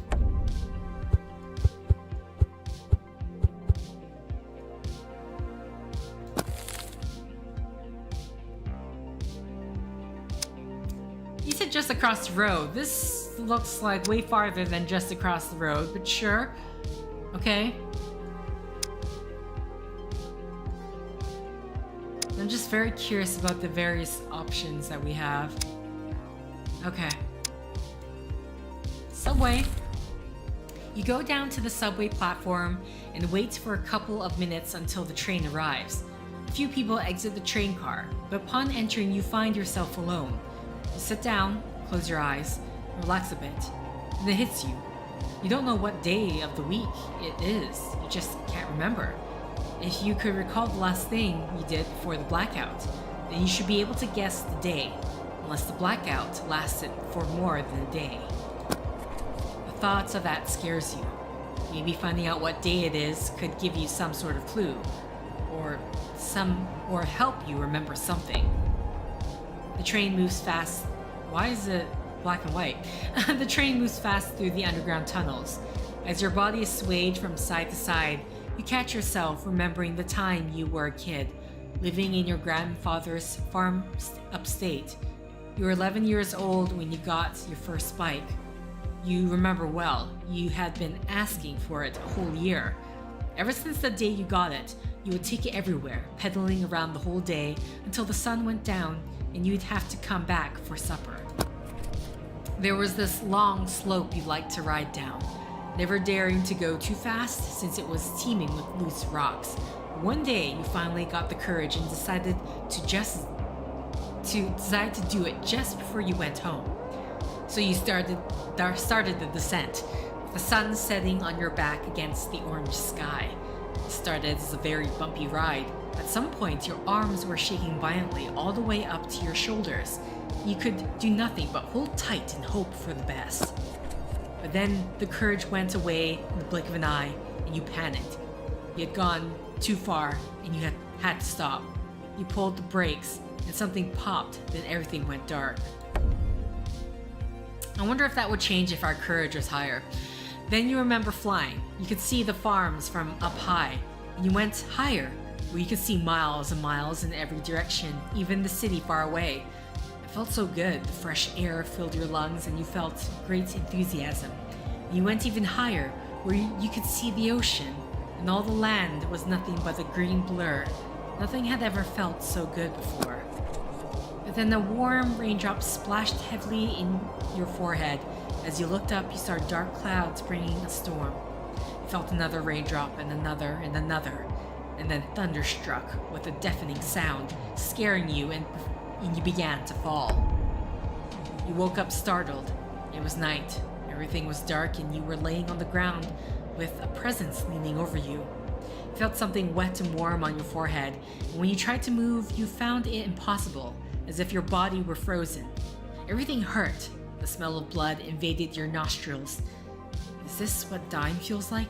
You remember thinking to yourself, is this death leaning over me to take me away? But then the presence moved away, and you could see it was not death, but a woman. She looked younger than your mother, but her skin was dark and her hair was long and made into thick braids. Don't move, she said. Your body is weak, it needs rest. Who are you? Do you work for my grandpa? You asked. I do not, she answered simply. You felt dizzy, your mind was foggy. Do you live here? Not anymore, she says, standing up. And neither should you. This land here is tainted. And then you lost conscious. You never saw the woman again. Later on, one of your grandfather's men found you by the road and carried you home. Your bicycle was destroyed, and even though you were covered in blood, they couldn't find anything but scratches on your body. You were lucky, they said. On the following day, you overheard a foreman telling your grandfather about a gruesome murder that took place in a nearby property. The whole family, even the kids, the man said, holding his hat and making the sign of the cross. They say all the walls is red inside the house now, and that house big. Your grandfather was so scared that he forbid you from leaving the house unaccompanied. Not long after that, he sent you away to study in the city. A doorbell-like chime snaps your attention back right before the conductor's voice announces your station is next. Why did you remember this now? Such a strange day, such an uncanny memory.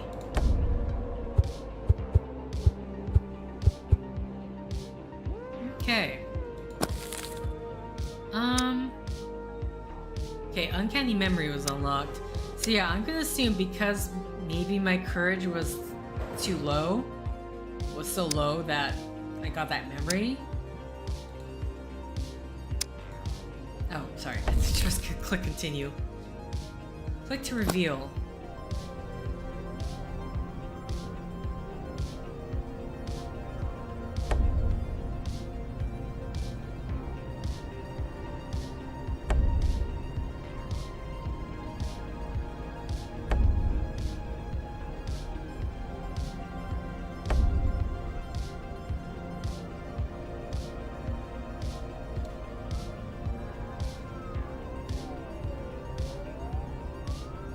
Okay, home sweet home. A thin mist has begun to form in the street, deserted at this hour, billowing spectrally over the concrete.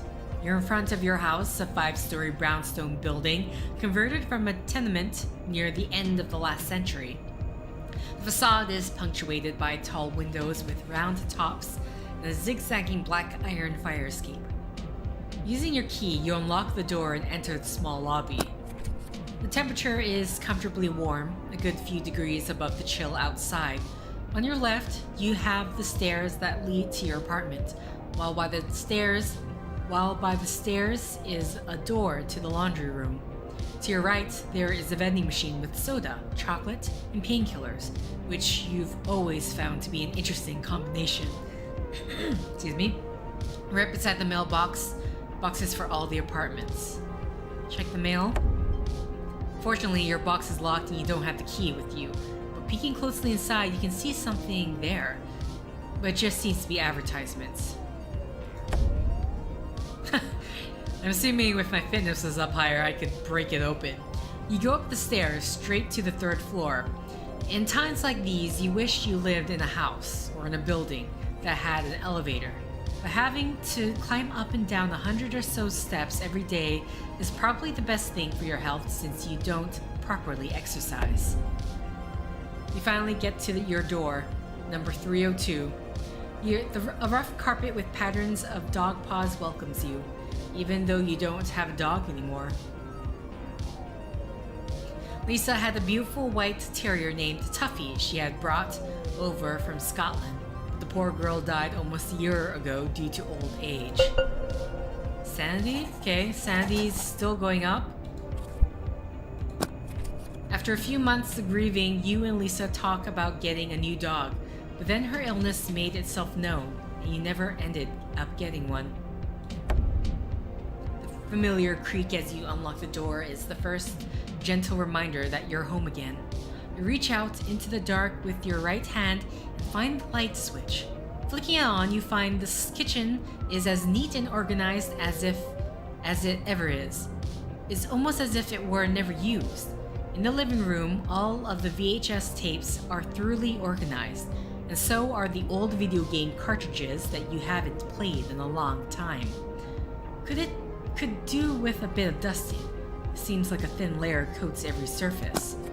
The door to your bedroom, home office, and the bathroom are closed. A sadness permeates the air of your home. It feels empty, forgotten. Your heart feels heavy as you linger.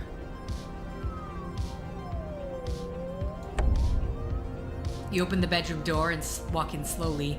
As you cautiously reach for the switch to light up the room, you realize that there is no need to be so leery here in your own home. It was locked up tight after all. You let yourself collapse on the bed. The linens are cold and soft, exuding a scent of roses, inviting you to close your eyes and relax for a while. But you can't. Not right now. You need to get the address to the bar in order to find out more about the Blackout. Over on the nightstand, there's a picture of her. One you'd taken on your trip to Austria 2 years ago. She's on the bridge over the river, Salchez, a spot where the water was unbelievably blue. Her eyes are closed and she's trying to prevent the wind from messing up her hair, but she's still smiling her sweet, familiar smile.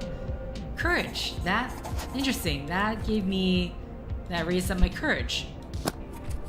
Beside the portrait, you see a piece of paper with something written on it. .665 it reads, followed by an address. It's the paper the taxi driver gave you.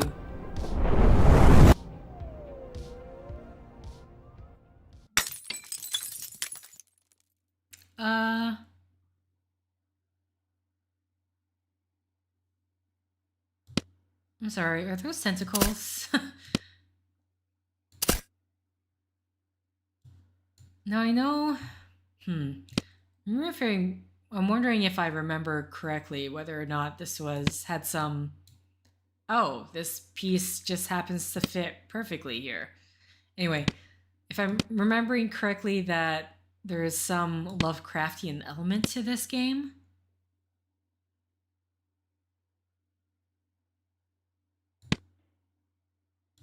I mean, at the very least, I need to find... Oh, here we go. Interesting. I don't see anything that could fit the hat, but I got everything else surrounding it.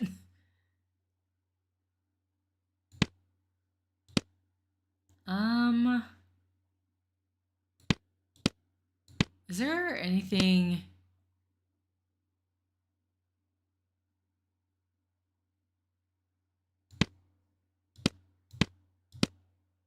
What I'm really unsure now is how exactly this fits in.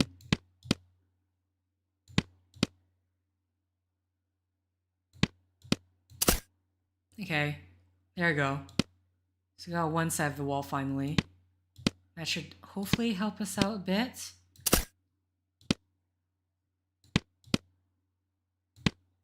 Any more? Oh wait, this goes in a different direction. Okay, we know these two slot together. I need the corner.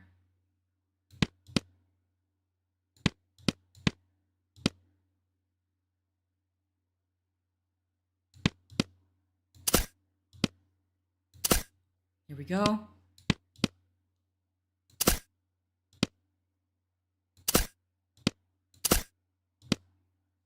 Finally, progress. Oh, this is the picture frame right here. Okay, I mean, what I'm seeing right now is I see the top of a hat, but we're not seeing anything below that.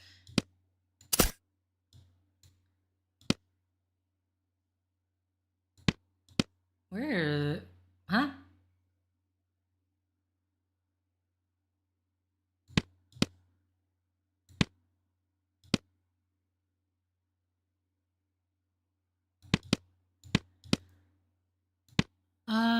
Where does this bottom piece go?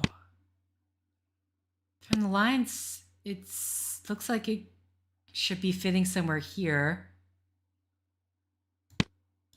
It's a straight line too. None of these are completely straight edge. Oh, here.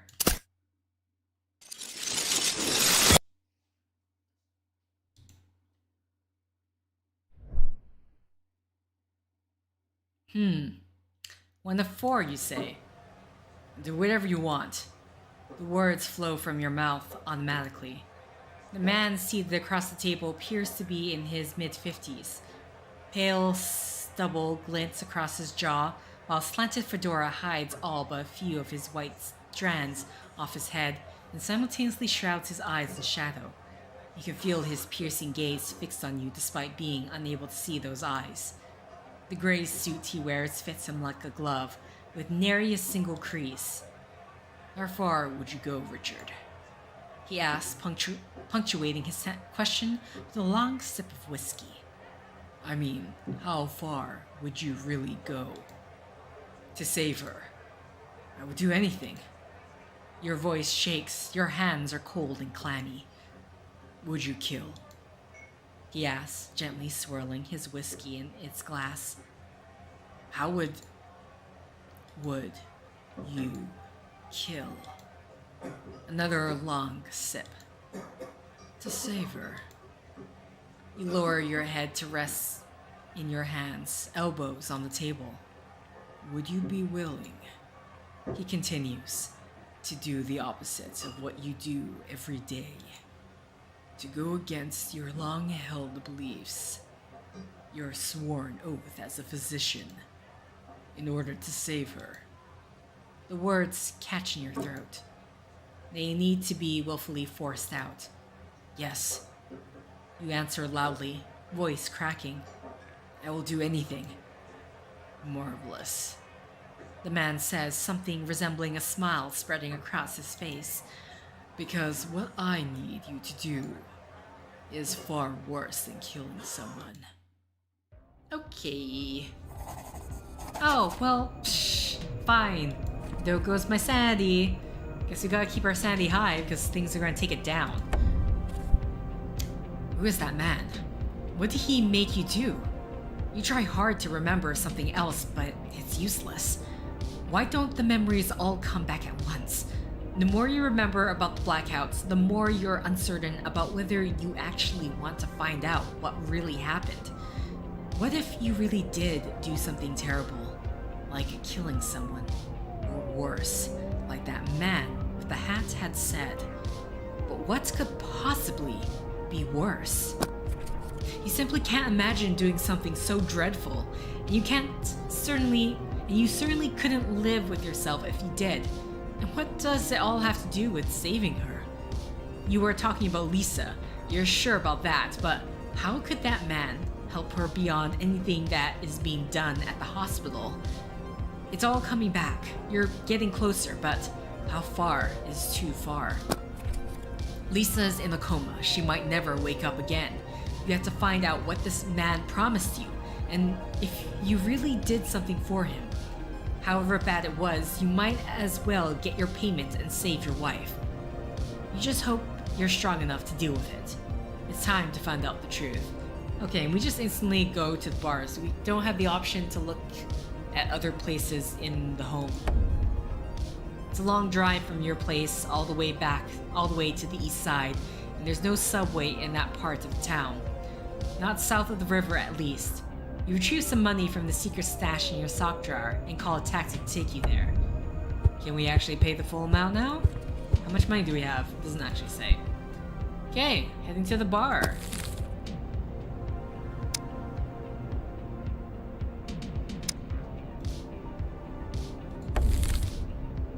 As the car travels down the poorly lit road of the dark city, you start reflecting once again upon the blackout. Your mind blocked out whatever it is that you did for 4 entire days. This you know. You're currently pursuing information about what exactly happened during those 4 days. But what will happen then? What exactly happens when you find this information? Will you black out again? Was there some sort of trigger? Is such a thing as reoccurring blackouts possible? A good idea for a low-budget thriller perhaps, but you've never heard of such a thing. Your head begins to swim. Slumping in your seat, you turn to look out the car window. It all looks so much stranger. The streets, these people, the city. You'd swear there are weird shapes in the shadows' movement. The light seems dimmer while the dark seems darker than ever, as if reality had become some perverse Chirisco painting. I know I said that word wrong, but I can't remember how to say it. Some people passing by look like they know something profound. These ones look back at you with knowing eyes like you're part of some secret club, as if you're in the know. As if they know exactly who you are. Your eyelids feel heavy, a gentle reminder from your body that you're exhausted. You close them for a moment and feel them burning, longing for rest. Sir, we're here. Seems you fell asleep for a few minutes. You look through the windows and find yourself in front of the bar called Point 665. The old building is painted black and covered in graffiti. The black metal sign over the door is all rusty and faded. You can barely read the small letters under the bar's name that says, "Last stop for hell." How inviting. You pay the taxi driver and step out of the vehicle. It's beginning to drizzle. Enter the bar. Stepping inside, you immediately get the feeling that this place hasn't changed so much in the last 20 years or so. It's very dark, illuminated only by a few bluish lights that makes it look depressively cold despite the stagnant, humid air. A glitchy little TV behind the bar seems awkwardly out of place, the sound lost beneath the ambient music coming out of a busted-looking old jukebox in the back. The soft melody playing, a Julie Cruz song if you're not mistaken, lends a hazy, almost dreamlike feel to the room. The place isn't very big either. To your left is a row of 8 stools alongside the bar, and opposite that, lining the wall, there are 5 U-shaped booths whose seats are all lined in red velvet. Each wall is concealed with a midnight blue curtain,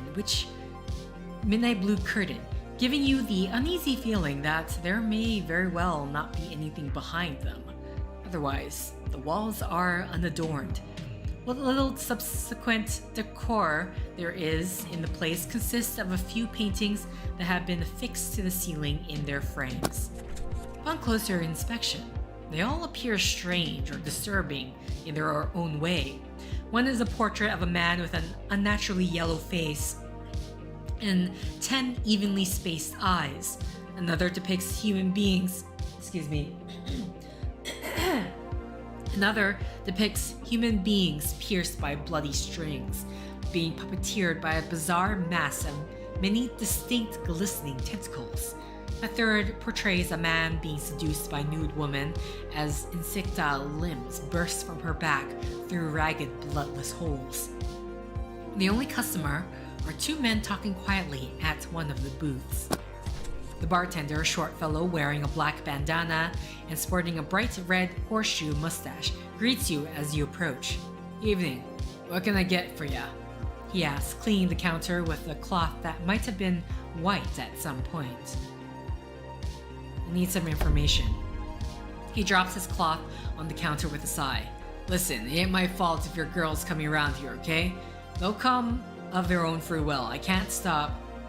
"That's not what I meant." "Oh, sorry."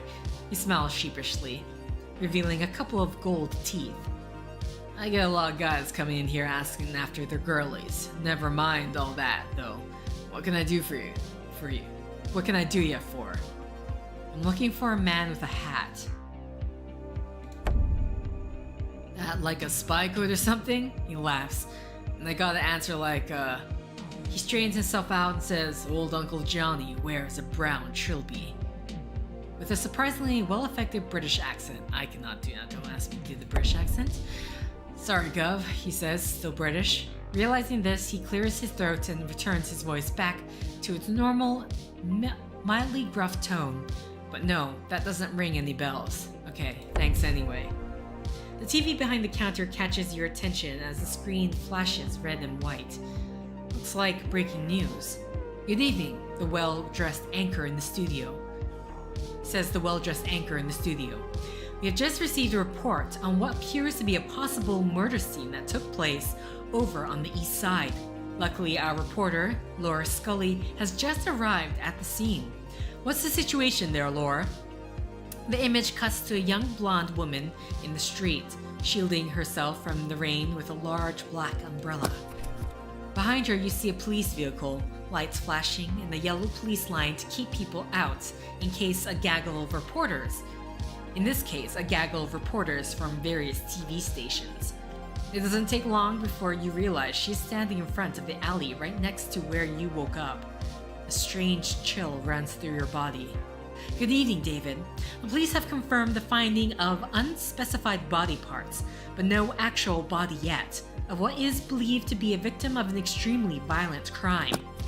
The body parts are stated as showing signs of advanced decomposition, but it still remains unclear as to whether they were moved to this location recently or if this is the actual scene of the crime. The discovery was made by local police after a resident called to complain about suspicious activity taking place in the alley behind me. Whether or not this activity is tied in any way to the alleged murder remains to be seen.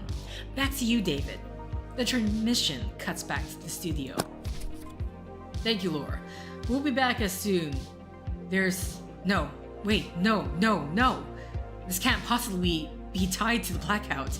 An advanced state of decomposition doesn't happen in under a week. Still, what the fuck? Could this be a coincidence? One hell of a coincidence, if so. Nevertheless, you were there. And that means you could be considered a suspect. Who knows what sort of evidence they could find to tie you back to these corpse chunks? Who knows what? Suddenly, a disturbing idea intrudes on your thought process. You don't know. Not for sure. Maybe you really could have. You suddenly feel very ill.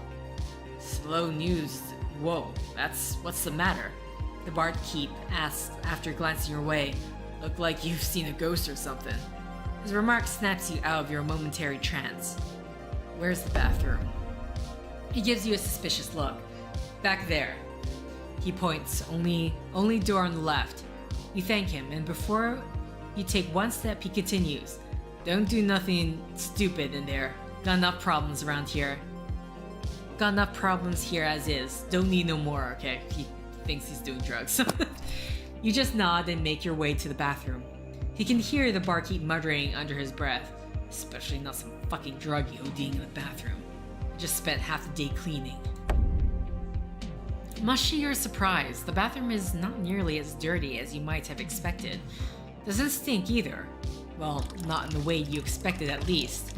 There's an overwhelming smell of rubbing alcohol, almost as if someone had splashed a few whole bottles around in order to drench the whole bathroom.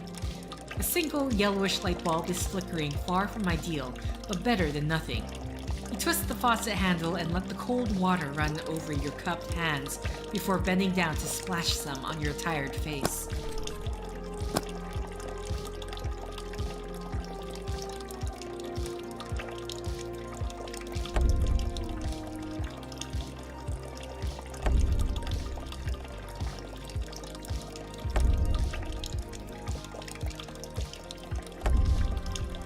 Oh, wonderful. Always a good sign. Bluey writing on the wall, or maybe it's just purple. Not exactly refreshing, but the shock of it does make you feel less groggy and more alert. You come back up, gently massaging your beleaguered eyes and face your reflection in the mirror. You've certainly seen better days. Something catches your eye. There are some weird symbols.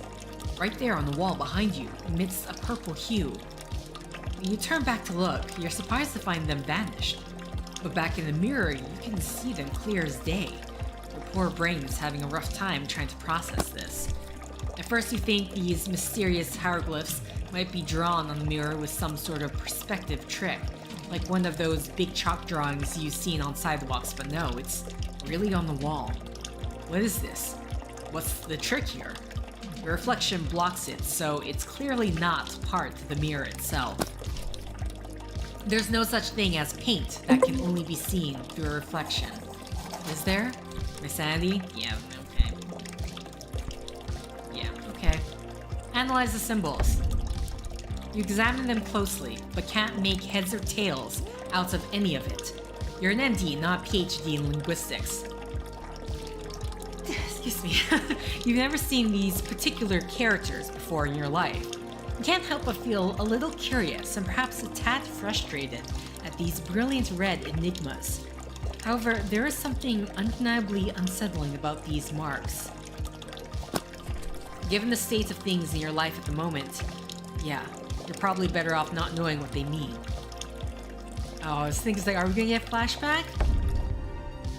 As you step out of the bathroom, you are hit by an incredibly strong sense of deja vu. You've been here before, walked through this door, seen these tables, heard this music, smelled this alcoholic odor, but something's missing. It was a particular man, a man with a hat. Part 2 of... Oh, okay. This is literally just a black, there's nothing here. Okay, it fills in. Well, at least he gave me that. Okay, so we have...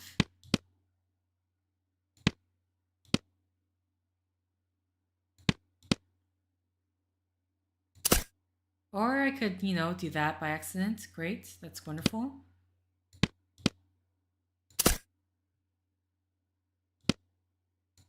I think it goes here. That piece. So this...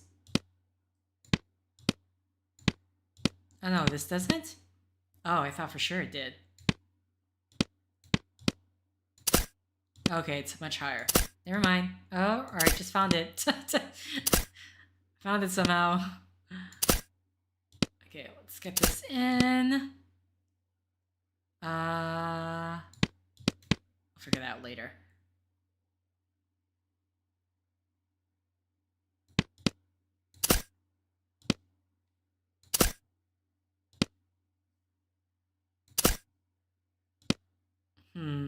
It's a little sliver here. I'm not sure where it goes.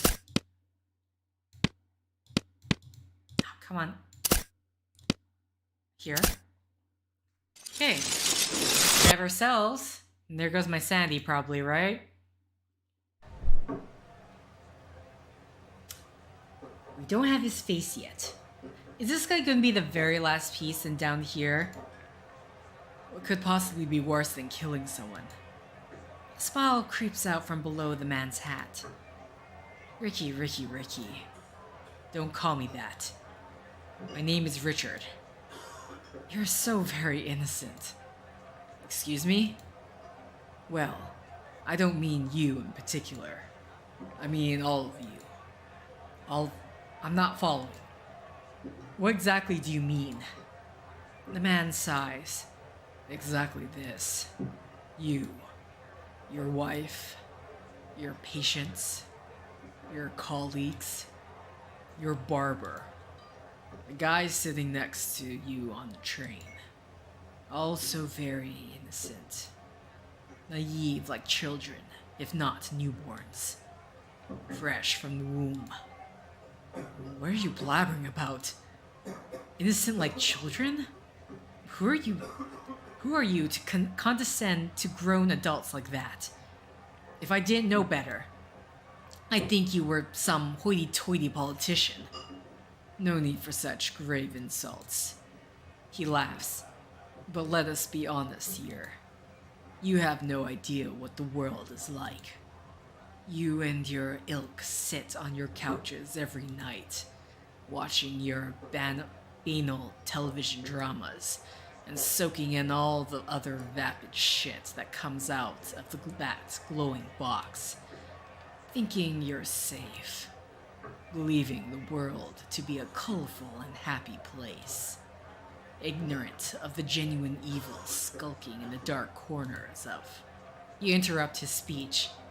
You think I don't know the things I've seen. He interrupts your interruption. Sad hospital stories and starving children in Africa are far removed from evil, if they are related at all. Great misfortune does not necessitate evil beforehand. Perhaps you mean to bring up the endless holy wars of the Middle East? The smug superiority of self-righteousness which pervades human religion? Because it is rooted deeply in the heart of humanity, can lead to evil, yes. Actions taken within war can be evil, yes. Humans can be evil, yes. The man plants his elbows on the table, interlocks his fingers, and rests his chin upon them. But I speak of true evil. That which is beyond human ken.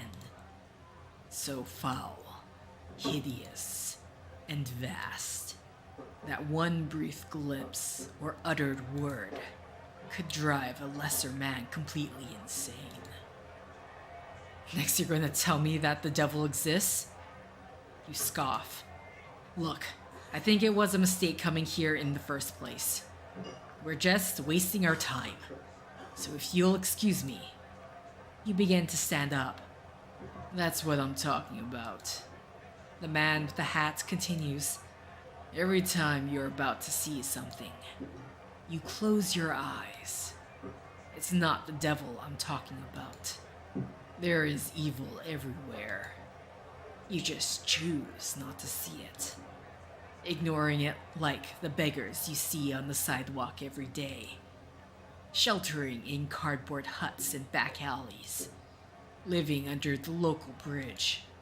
You only see what you want to see. Haven't you heard that saying before? There is a whole world within the shadows, Richard. Out of sight, out of mind. But once you cast the light on it, you won't be able to pretend it's not there anymore. The knowledge of its existence will haunt you for the rest of your days.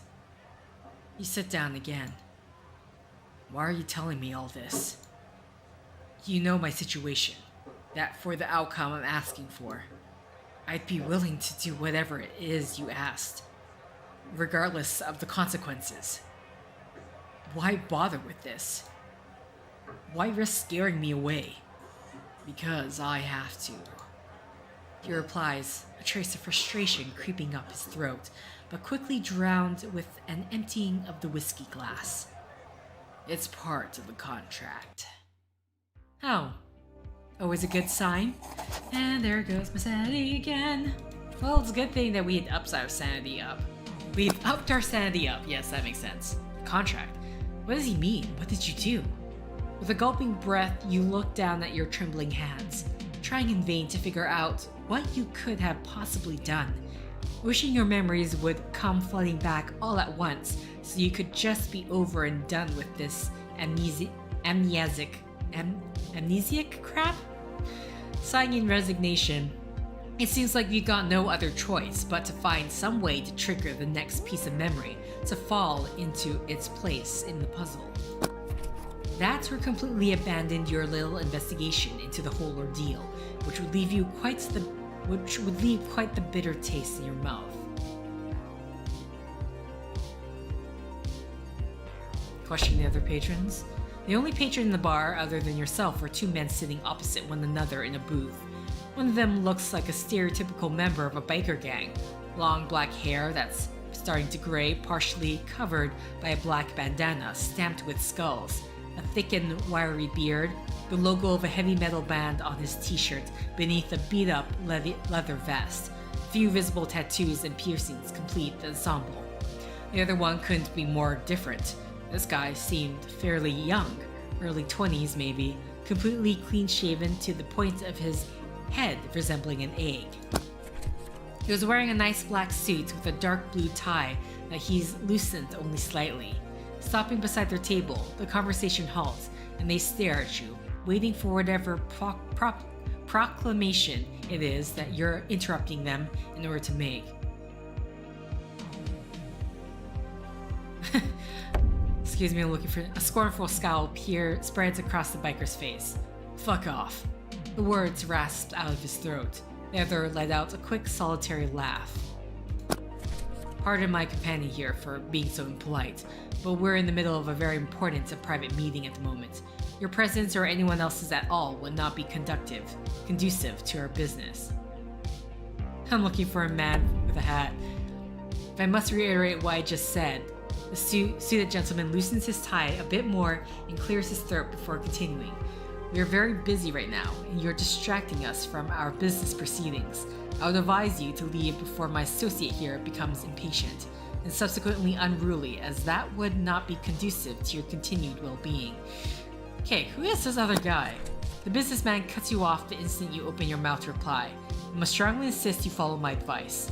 This seems like more trouble than it's worth. To prevent this confrontation from any further escalation, you turn on your heel to leave. You stomp directly to the exit. Fuck this bar, fuck whatever takes place here. As you approach the door, your pace quickens.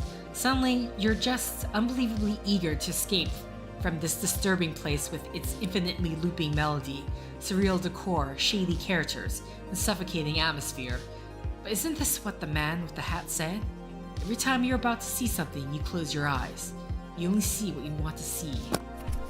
Is that what you're doing now? Running away? Isn't that what you've been doing your entire life? Your hand grasps the door handle.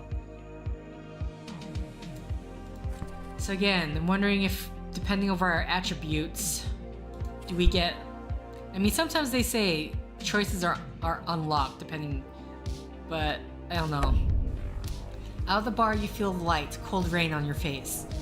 You welcome the sensation, it's somewhat relaxing. You stand there and feel the droplets hit your face for a bit, and all of a sudden, like a bolt from the blue, you're once again hit by a powerful sense of deja vu. I'm sorry, I just love this so much. Okay.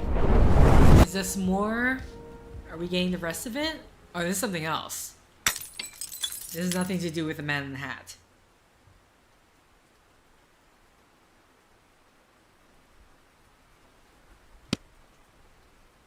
Okay, we got a hand here. Bottle. Actually, I mean, really what we need is to find out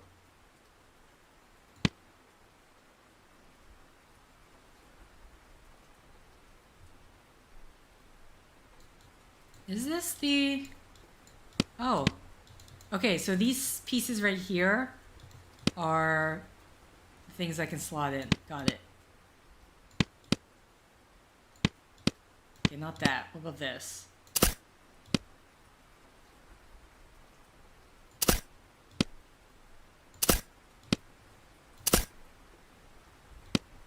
I was wondering, I'm like, where's our starting point? Because clearly we need one here.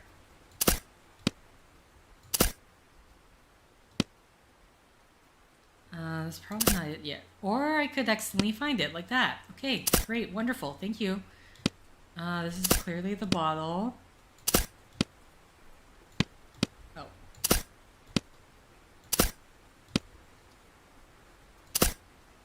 Yeah, this is the man in the hat. This has to be a continuation of... I'm surprised, it usually just shows the entire picture. Okay, as I said, last piece is going to be this guy's face. Here. The man in the hat hands you a nearly blank paper card. You examine it, front and back. This is just a name. Sarah Morgan. Go north, he says. 2 blocks after you cross St. Michael's Bridge. Is it a house, an apartment? Can't you give me the number at least? The name is all you'll need. He stands up. Hard to tell when seated, but he's extraordinarily tall and thin. There will be a small park across the street. You will find a red stroller under an oak tree. Simply leave him there and go away. He pauses for a moment, measuring your reaction. Outwardly, nothing about you has changed. Inwardly, your nerves are twisting into gray knots at the prospect of what you're being asked to do. You have until sunrise, if he's not there by then. You've already told me. No need to repeat yourself. Just wanted to make sure you were clear on that. I'm confident you will make the right decision. Goodbye, Mr. Farben. There goes my sanity.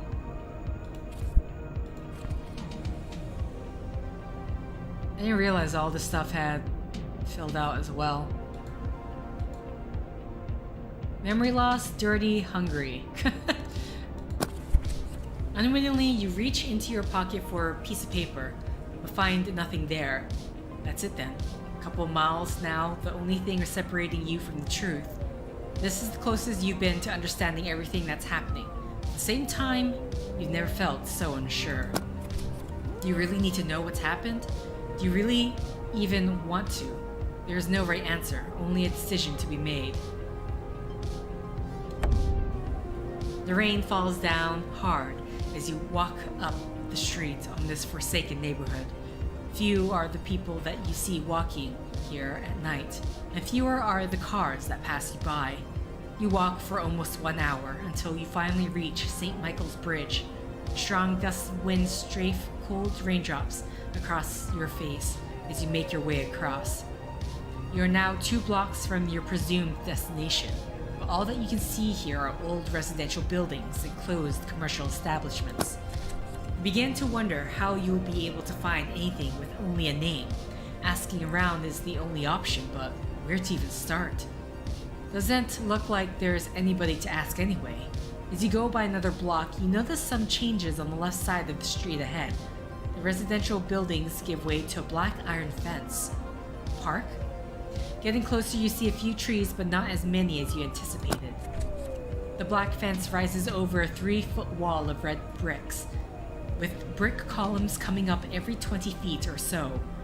It's only when you reach the corner that you realize this isn't a park, and suddenly the paper with nothing but the name Sarah Morgan makes sense. You're standing outside the cemetery. Okay, so we dug up a body because the dismembered corpse, I'm gonna say, in the alley said that's in a what? Not severe state, but in advanced decay. Okay. 2 flashbacks. You cross the street and stand before the intimidating gate that marks the entry to the cemetery. It's at least 20 feet long and 10 feet tall, and that's without considering the huge stone arch on top where the New Wenders Municipal Cemetery is spelled out in big tarnished letters of brass. A hefty padlock on a chain keeps the gate closed. This might not be the easiest way to get in. You prowl along the fence, searching for anything that might help you get safely to the other side. About halfway through your hunt, you discover a section where the wall is a good bit shorter due to the natural elevation of the street. The difference is large enough to make it easier to climb. Probably not going to find any place better than this either. I like how it's continually trying to get me to go back to the hospital. Climb the wall. You scan the area to make sure nobody is around before you start climbing the fence. The metal is freezing to the touch, and the rain left it slippery. I failed this last time. I'm so confused of how I feel like when I click it, it's way farther. I mean, mind you, it's not steady going back and forth, right? You're able to climb up with some effort, but when you're shifting over to the other side of the fence, across the pointy top, you lose your balance and fall to the ground. It takes a couple of seconds for you to realize what's happening. You're lying flat on slick grass beside the gravestone. You managed to fall right into the cemetery. You're in. On the other hand, a burning pain in your leg tells you that you're not unharmed. You know what? I'm wondering if I actually passed the first one. I saw it's like climbing 3. I thought when I clicked the first time that I didn't get it. Okay. Yeah, so you have to like really let it lead before you can't let it touch the green, because when you click climb, it's not the same time you click. It's gonna be a lot later. Your jeans are torn from the knee down to on your left leg, and underneath it there is a long cut to match, ending right above your ankle. It doesn't appear to be very deep or a superficial wound really, but it sure as hell stings. Man, my guy is just going I can never pass those fitness tests. Mind you, that was the only second one, but still. You step silently among the tombstones. Too dark to read any of the names, not that it matters. Your leg somehow seems to know where to take you. Up ahead, in the heart of the cemetery, you see a small beacon of light near the ground. There's no signs of anyone near it. As you get closer, you find the source, a flashlight dropped before a grave. Okay. Upturned grave?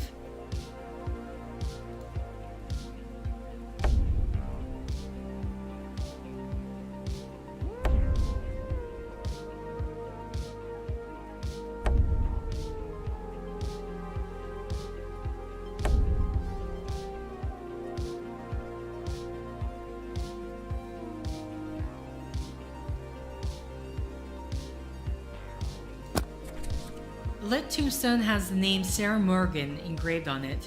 Right below her date of death, just over 2 months ago, it reads, "A young mother for eternity." You aren't exactly sure what that means, but this grave is very different from all others. You've passed, not because of the tombstone, but because of the fact that someone's dug it up and left it open. Interesting. Because our courage is not high enough, nothing we have is high enough. We can't choose a second option. Whatever it is that lies down there, you don't want to know. You'd much rather preserve what's left of your sanity while you can still think straight. You may live the rest of your life unsure about what you did and what caused you to black out, but at least you'll be able to live. Some things cannot be unseen. Perhaps the blackout was a blessing in disguise. The rarest of opportunities, a second chance, to forget what happened, to let it go. Enough of nightmares and lurking shadows, you just want to go home and live your life. Okay, back to the hospital. I've seen that like so many other options are still open. See, I'm not gonna get a good ending here, but by the time you get to the hospital, the sun is low but bright, and the city thrumming awake. Before you can even step inside, you hear Will's voice. "Richard, where have you been? I've been trying to call you." You stare warily at him, speechless and defeated. "Listen, buddy, good news." He places a hand confidently on your shoulder. "The treatment is working. Not only that, it's working a lot faster than we expected." So, Lisa's really safe. Does that mean you carried out your part of the contract? If not, will the man in the hat come after you? You try to fend off the dreadful feeling. Will is smiling proudly, tears leaking from his blurry eyes. He's happy and an immense boulder of pre-accumulated grief lifted from his shoulders. He believes he saved her. You could never take that away from him. I know we shouldn't get too excited. This is just one step, but it's one step in the right direction. And a damn big one at that. I've got this feeling that everything is going to be fine, Richard. You put your arms around him, caught up in the emotion, and thank him from the bottom of your heart. He may not truly be responsible for saving Lisa, but there was nothing he could do, and there's nobody you'd rather have by your side at a moment like this. Feels good to know you have a friend to rely on at the very least.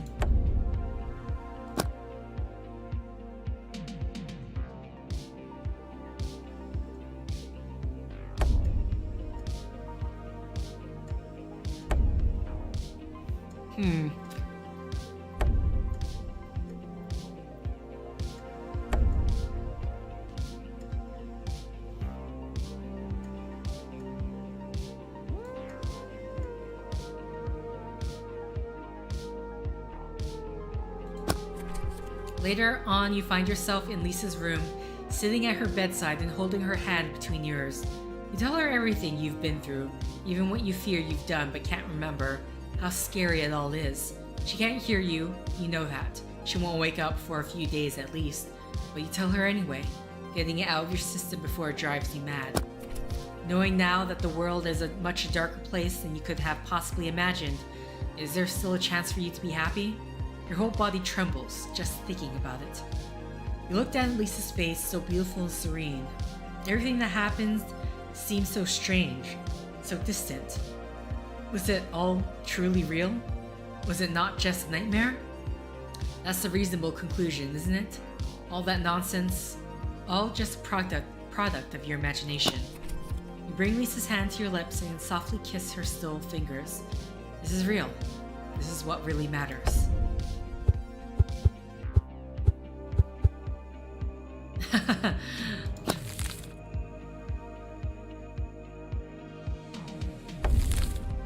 10 years later, you bring down the cleaver, cutting easily through flesh and bone. I told you all it needed was some sharpening. Comes Lisa's coytish voice from behind you. You agree and turn around to a surprise kiss. Now hurry up with that lamb, she says, a sweet smile broad across her gentle face. I need the kitchen to myself if you want this dinner ready by 8. As you open your mouth to answer, you're interrupted by the doorbell. Moving to the suburbs was one of the best decisions you've ever made. The downside of constant harassment from salesmen was an unfortunate reality. Every Sunday was the same thing. They would show up to your door one after another, almost as if they waited in some line down the block, and try to talk you into buying something you didn't need. One week, it's a portable vacuum, the next, a huge set of encyclopedias, and last week it was a timeshare. I'll get it, a happy little voice calls out from one of the adjacent rooms. 2 seconds later, you see Frank rushing to the door. Hard to believe he'll be turning 6 next July. Time sure flies. Slow down, mister. I told you not to run inside the house.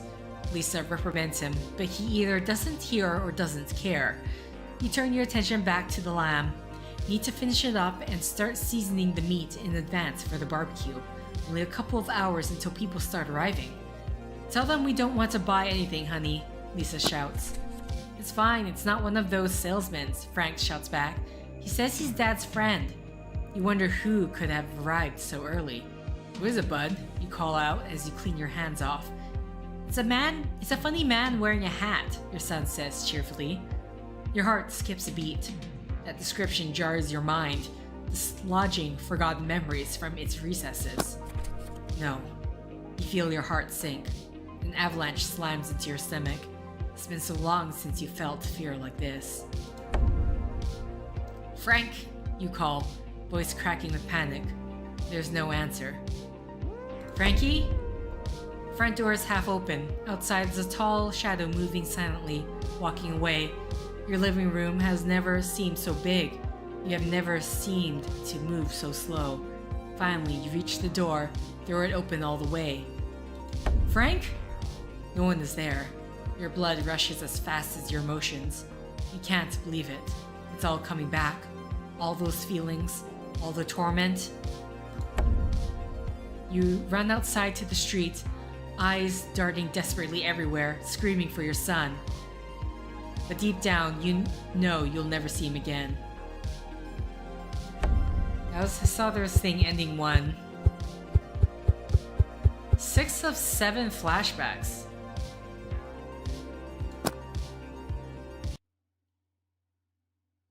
One ending. I'm kind of wondering. Play again to see different paths. Okay, so we got the, I would call that the blissful ignorance ending until it's no longer so blissful. But you want, yeah, let's try another path. I'm trying to think. I really want to know if I can get the fitness test done.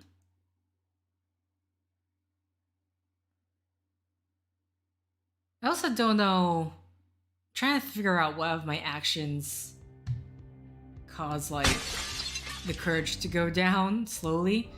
I mean, what do we start with? Okay, achievement, you're in the way. Okay, so it always just everything just starts at 6.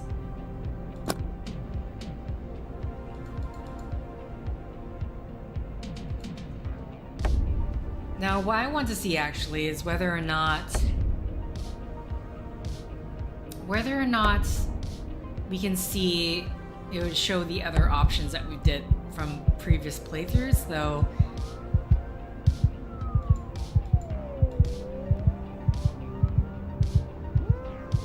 Okay, So we don't know who we are. Dark streets?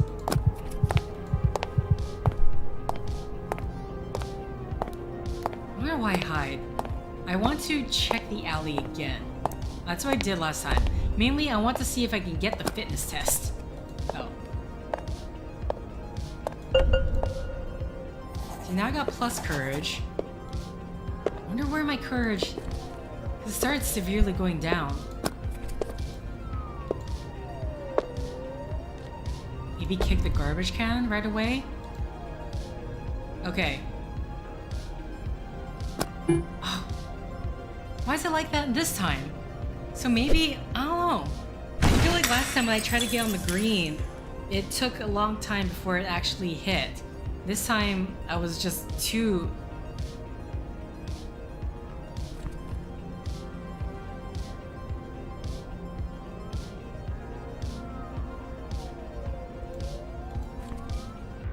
Interesting. Okay.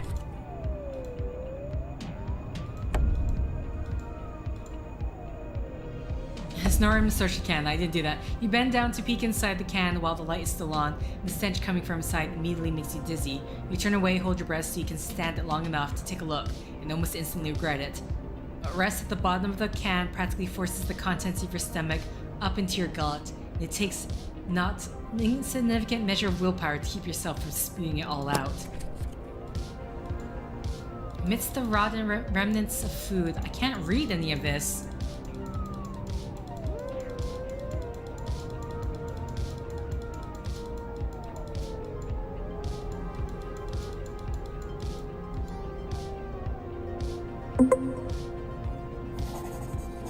Amidst rotten remnants of food and broken bottles, you can clearly identify two human limbs. A leg, only visible from below the knee, and an arm, severed from the shoulder and missing everything below the wrist. Radius and ulna exposed for 3 solid inches, as if the flesh had been eaten away by a scavenger. You instinctively step back, cover your nose and mouth with your arm and looking away. A nauseous moan escapes your lips. Hey, you down there, an angry voice shouts at you from above. I can see you, motherfucker. You better get the fuck out. I'm calling the police. Let's just go for it. His eyes widen as he hears your words. Sick motherfucker. After saying this, he leans inside and closes the window. You figure he's either going to call the police or is coming down to kick your ass. Let's just... I want to see. Let's wait. You keep waiting for something to happen. The guy never shows up, but his lights remain on. After 10 minutes of silent solitude, you hear a roaring engine, and soon after you see blue and red lights flashing on the street. So you called the police after all. This is where my choice is. So let's see. Run away, which is gonna make me look guilty. Hide in the alleyway? I don't know how we're gonna hide in the alleyway. I just want to see. Let's go the police route. You walk off the alleyway and stand on the sidewalk. The police car is coming fast. The next thing you know, it's stopped a few feet away from you, and the policeman bolts out, hand on his gun, ready to draw. Put your hands up and get on your knees now. As you do what he says, he slowly approaches you, hand still poised to draw the gun. The other cop leaves the car and comes at you. He handcuffs one wrist, then forces your arm down roughly, almost painfully, and handcuffs your other wrist. So we're taking you into police custody for suspicion of involvement with a potential crime scene. It's protest. What? That doesn't make any sense. Is it even legal to arrest someone like this? You're not under arrest yet. We're keeping an eye on you, a suspicious person, while we inspect the scene. Someone reported a possible murder in the vicinity. Tell them about the body. Yes, there's a body in that trash can over there. His eyes bulge upon hearing your words. Stanley, go check it out. The skinny cop takes the flashlight from his belt and flicks it on. He walks cautiously into the alley until he reaches the trash can. Standing a few feet away from it, he points the light inside. Jesus Christ, there really is a body here, Desmond. Well, some of it actually. The cop in front of you pushes you toward the car. Get inside, you and me are going to have a conversation back at the station. Why would you incite him? I don't know. I feel like staying quiet just looks odd. I swear I have nothing to do with this. Oh, I'm sure you don't. I'm sure you have a perfectly valid reason for being here. Can't wait to hear all about it. Why would he tell you about the body then? Okay, whatever. He then pokes his head out the window to speak to the other cop. Hey Stanley, I'm taking him to the station. You wait here for the lab boys. Yeah, fine. Just don't touch anything your mommy wouldn't let you, okay? You break it, you buy it. God damn it, Desmond, just get going already. He starts the car, laughing to himself, and soon you're both headed down the street. The cop drives fast, taking advantage of the empty streets at this hour, maybe a little bit faster than he should. You notice he checks on you every once in a while. So what's your name? Mark Hamill? I can't remember. You're gonna play tough. Tell you this right away, don't. For your own sake, just cooperate and nobody will get hurt. By nobody, I mean you. So this one is the type that likes to play bad cop. Great. I really can't remember. He twists around in his seat to face you. Look here, smartass. If you think this attitude is going to take you anywhere. As he starts to speak, he stops paying attention to the road.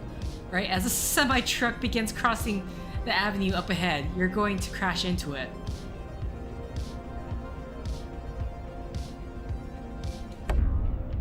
You make sure the seatbelt is tight and close your eyes, hoping for the best. For a second you don't hear anything, as if the world around you has gone silent. Then you feel the car swerving violently to the right and hear the tires screeching. You hear the cops screaming. Okay, my fitness is still down. Just before you briefly feel the impact and lose consciousness.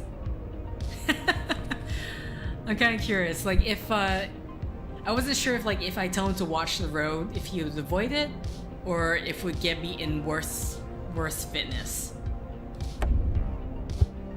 Oh, hi. Now I got blood on the sheet.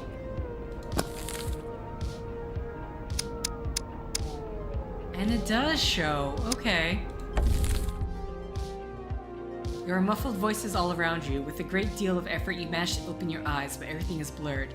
You can identify a few indistinct shapes around you, and even though you're lying still, you feel like you're moving, drifting, floating through the air on a cloud. You try to speak, but before you manage to say anything coherent, you pass out again. The next time you wake up, there's a blurry greenish shadow bending over you, humanoid.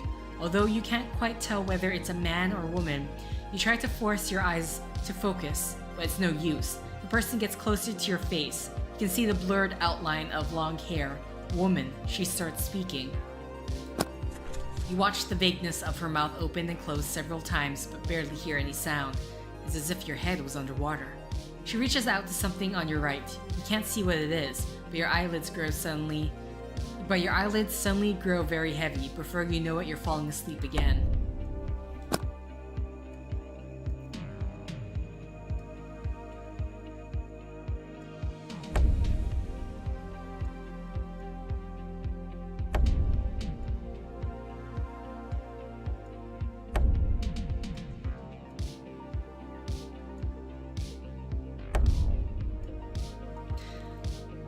So one thing I have to say, I feel like I can do without these particular sections. It's just kind of unnecessarily long.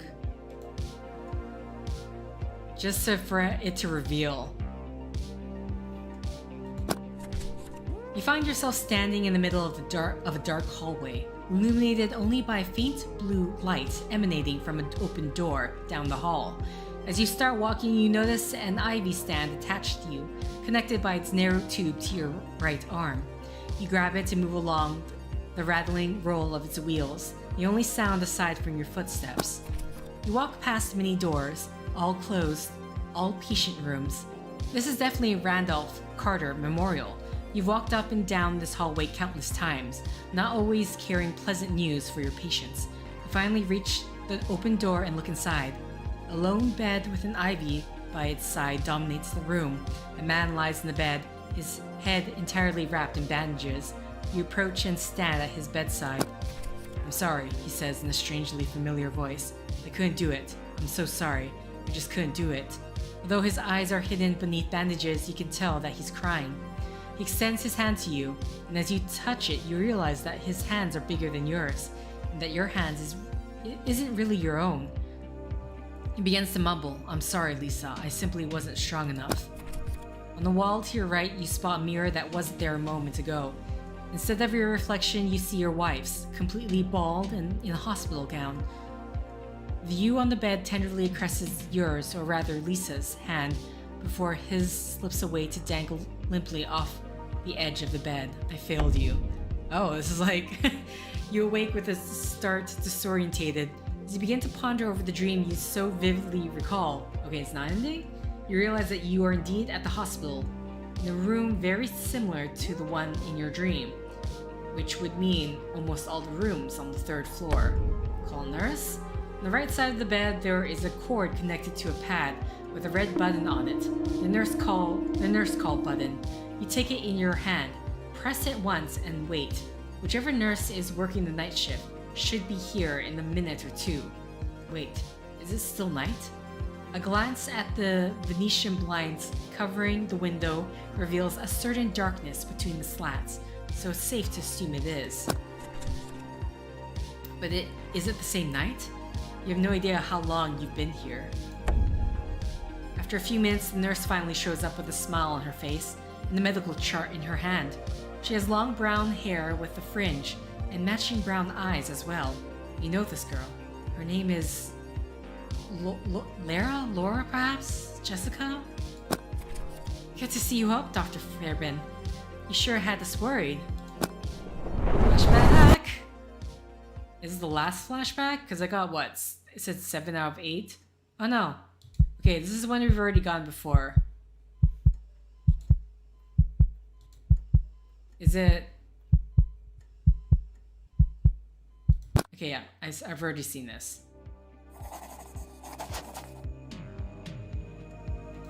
Alright, this flashback takes away my courage. The one courage I got. It's a weird feeling akin to learning something that you already knew but had somehow long ago forgotten. The reality of you being a doctor seems very distant now. The facts of your day-to-day life like nothing but misty dream. And that conversation with Will, can't quite recall the context whom you're talking about. It's also very fuzzy. The nurse approaches your bed and begins the standard procedure you're so familiar with, checking your eyes, your pulse, and so on. How did I get here? You don't remember anything? You were in an accident, doctor. Keep your eyes open now. Good. It's all very foggy. Well, apparently you were inside the police car that crashed right into a truck. You're lucky to be alive. What happened to the police officer? She looks down. He didn't make it. The whole collision was brutal. They managed to get him out of the vehicle alive, but by the time the ambulance arrived here, he was already dead. A few seconds of awkward silence go by before she speaks again. Are you experiencing any dizziness? Okay, that's it for now. We'll do a few more exams in a couple of hours to decide whether or not you can be discharged. Try to rest in the meantime. If you need anything, call me. Call me if you need anything. See you soon, Dr. Fairbairn. She turns around and leaves the room. You wait a few minutes just to be sure she left the floor. With some effort, you manage to get up and walk to the door, dragging the IV stand along with you. You lean against the wall and peek outside. Your room is at the end of a long and well-illuminated corridor. Most of the rooms you can see are closed, and even though you can hear some voices echoing throughout the walls, the corridor is deserted. As you step outside, you see a plastic frame on the wall by the door. It holds a single sheet with some information concerning you. Room 315, Fairbairn Richard, cracked ribs, stable, Midazolam, Laura Haywood. Weird, and you can get this again? It's the same flashback. You walk using the IV stand as a support, trying your best to be as quiet as possible, while the plastic wheels of the hanger scratch at the floor like a stone caught in the grooves of the outsole of your shoe. As you pass by patient room 307, you hear a strange noise inside. It sounded like an animal, although you suppose it could be furniture being moved or something. Stop by the door and listen. You approach the door and gently press your ear to it. You can hear what appears to be words mixed with crackles, occasional screeches, and other strange noises. Maybe a TV with a bad antenna. Okay, and this is because we got enough courage. I did see that. Hi, Ghost RC. You bend down, and as you bring your face close to the keyhole, you can sense an unexpected heat emanating from the doorknob and the metal around it. Uncomfortable as is, you bring your eye closer to the aperture, taking care not to touch it. At first, you see nothing but darkness, as if all the lights were out inside. But after a moment, you see a yellowish glow, only to realize that you're staring into an iris. A molten yellow eye is staring at you from the other side of the keyhole. You jump back instinctively and trip over the IV stand, landing flat on your back in the middle of the corridor. So I guess this is gonna be my, low sanity run? Whatever is going on inside that room, you hope it stays in there. You keep walking down the corridor. Most doors are closed, and except for the sound of a few televisions and radios on volume, everything is quiet. As you reach the end of the hallway, you start feeling a little dizzy and weak. Maybe this walk was too much effort for you in your present condition. You slump against the wall and let your body slowly slide down to the ground. It feels like you're on a dinghy in the middle of a storm. All you want to do is find a safe haven. Before you know it, you've begun to drift in and out of sleep until you hear a familiar voice. Oh God, Dr. Fairbairn, what are you doing out of your room? Heavy eyelids offer some resistance, but you manage to force them open. It's a blonde girl, one that you know. She's a nurse here at the hospital. I need some help over here, she calls out before kneeling in front of you. Don't move, sir, everything will be fine.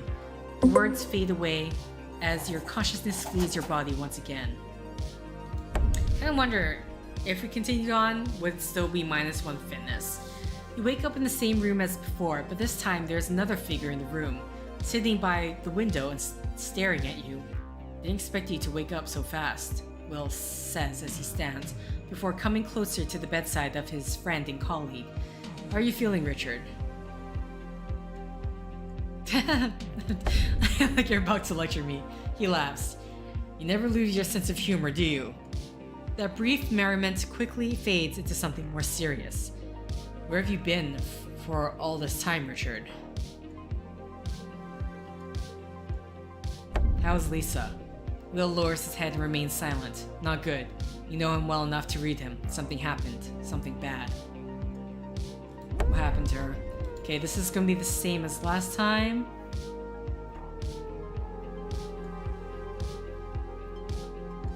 Why is this one highlighted? Out of curiosity. Did I choose that last time?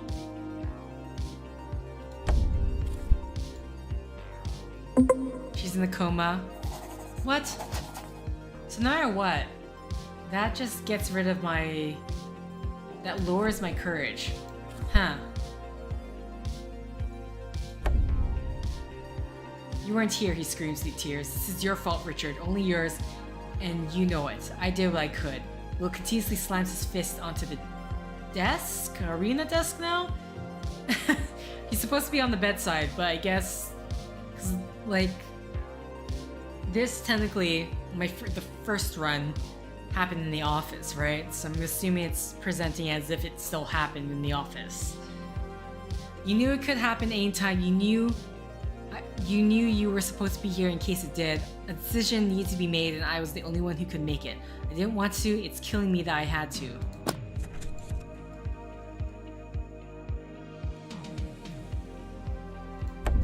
Okay. I think this is pretty much the same. You can tell he's surprised by your sudden calm. Okay, are you well enough to walk? I'll take you there. Yes? Okay, so this is gonna be the same as before. Yeah.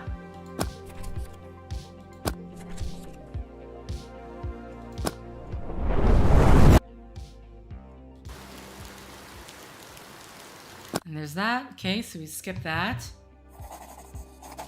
Man, this one always just gets rid of my courage. It's very annoying.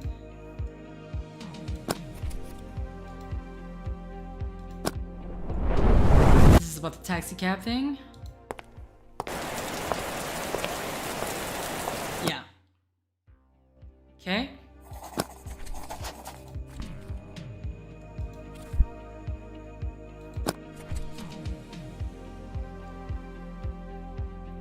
go for this option. So he lowers his head and disappears. You listen to his footsteps echoing down the corridor, softly vanishing as he walks away. You turn your attention back to Lisa, caressing her face one last time. But now you must go. Make one more stop before you call it night and return to your side. You need to investigate that bar and get to the bottom of your blackout. You went there once looking for something. Now you're going to... Okay. And we got our courage back. Okay.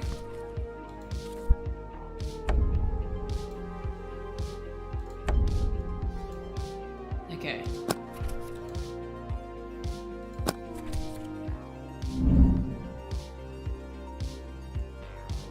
Oh, wait, what? This is completely different. Take a right. Oh no, this is the... Okay, no. Sorry, I thought this was his home for some reason. This is his office in the hospital. Okay. During the events of Blackout...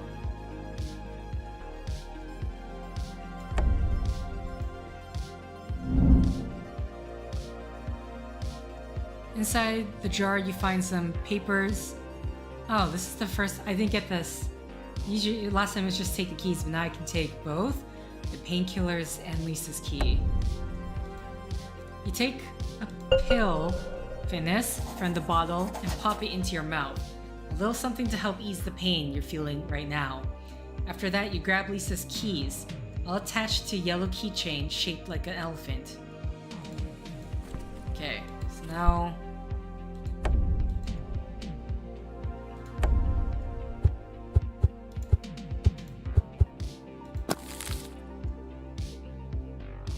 So was anything new? Weird dream, that one's new.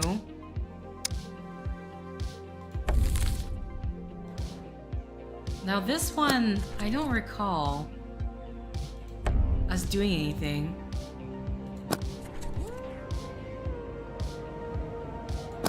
So this is the same.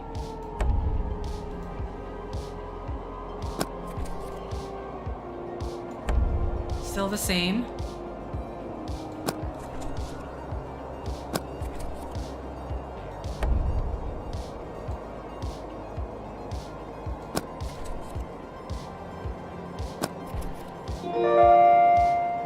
Okay, so that was the same. So I haven't... I mean, unless we come to the subway again at some point.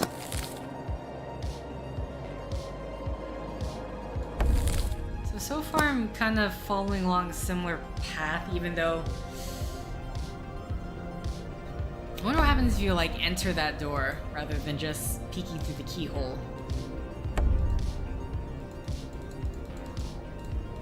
Unfortunately, there's no way to skip this.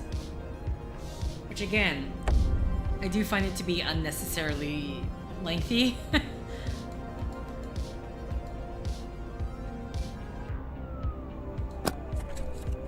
Okay. So I don't think...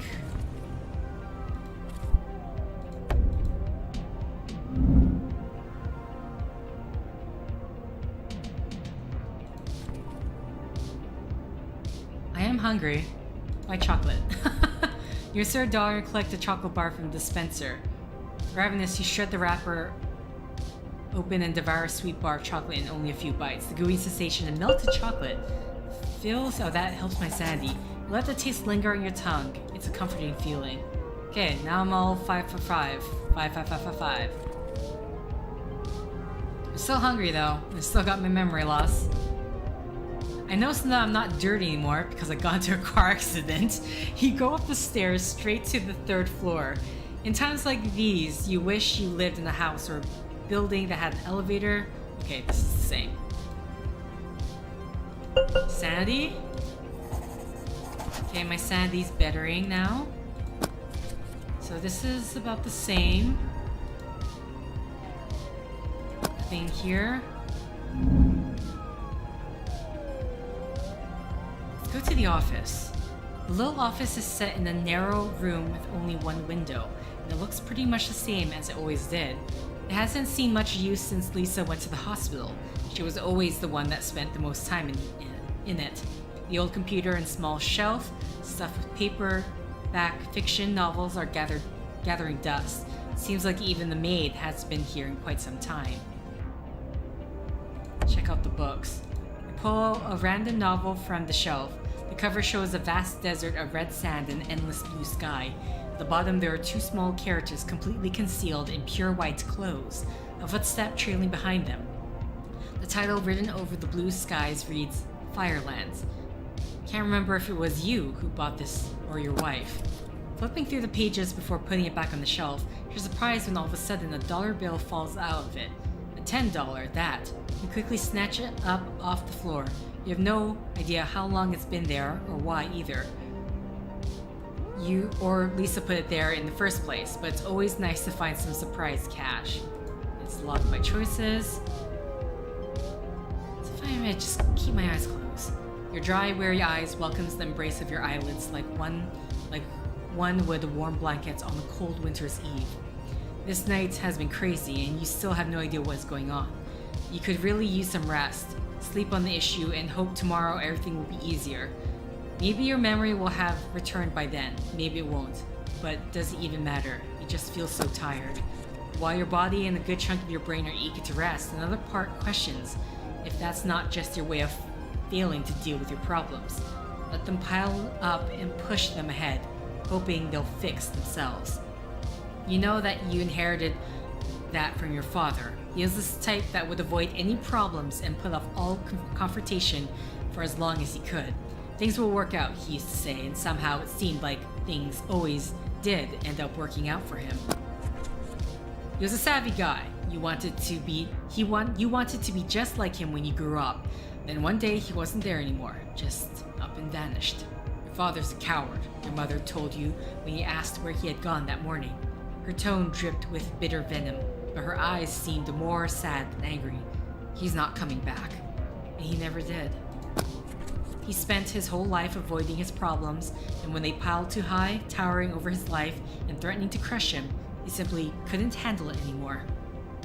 Not knowing what to do about it all, not knowing how to deal with them, his only answer was to run away. Is that what you're doing now? Can you even think straight at this point? This could all just be exhaustion talking. Just gonna go for a completely different route. Reach for the light switch and flick it off. The darkness washes over you like a silent crashing wave. All tormenting thoughts wash away. Before another line of thoughts can even begin, you are swayed into a semi-unconscious state of light sleep. You realize you're dreaming when you see yourself running in the distance, trying to reach a small dot on the horizon.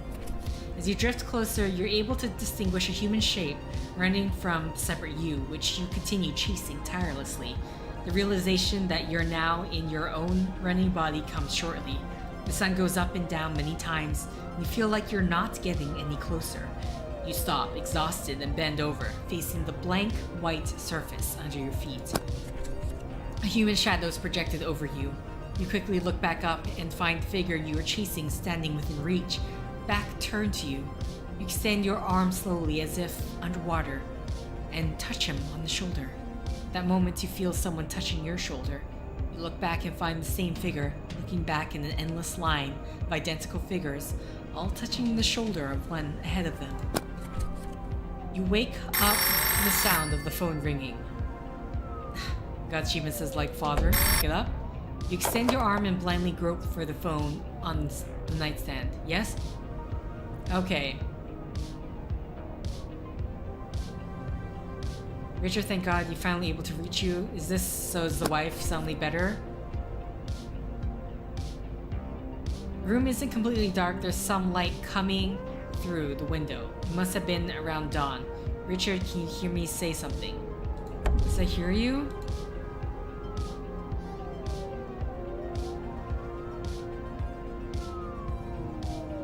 Okay, so this is the... Thank God? Thank science. Oh well. Oh hell. Think whatever you want. Come to the hospital as soon as you can. Okay.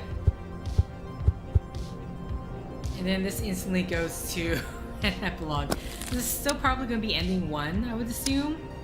This is the... I can see there's 3 endings.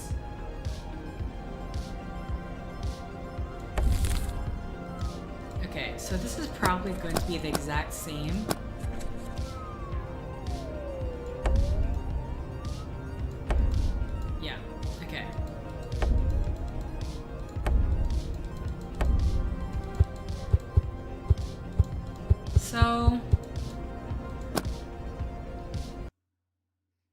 That's even the even shorter run. Play again to see a different path. Okay, if I exit quickly, just... So I want to see... One, let's see if I can get that fitness thing. If not, let's see if we warn the policeman. Alright, I have to wait for this. Meantime, I'll just pour myself some water. Oh, you actually finished before I got there. Okay. Come on, please. Okay, so we can skip all this. So, as usual, check the alley. I'm not gonna...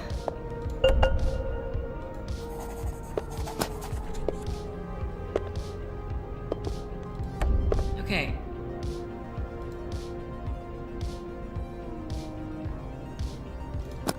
What the hell? Ugh. Picking that garbage can is so hard. I think the main problem is it doesn't... The speed that the bullseye moves, it speeds up as you get close to the green. So I just can't estimate it because it's... Last time I went too early, but this time and last time I was too late. Okay, so blah blah blah. We're trying to do the police route. Ignore as much as can. That means if I... Oh, no matter what, I have to click to reveal to or to be able to do this. Okay, good to know.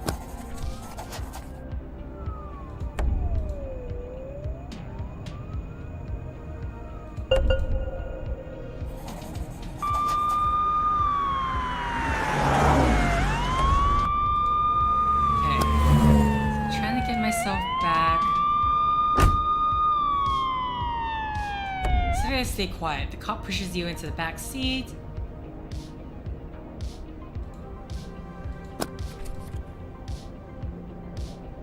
God, it feels good to pull rank. The officer says no one in particular. Oh wow, it completely changes. Cop enters the alley.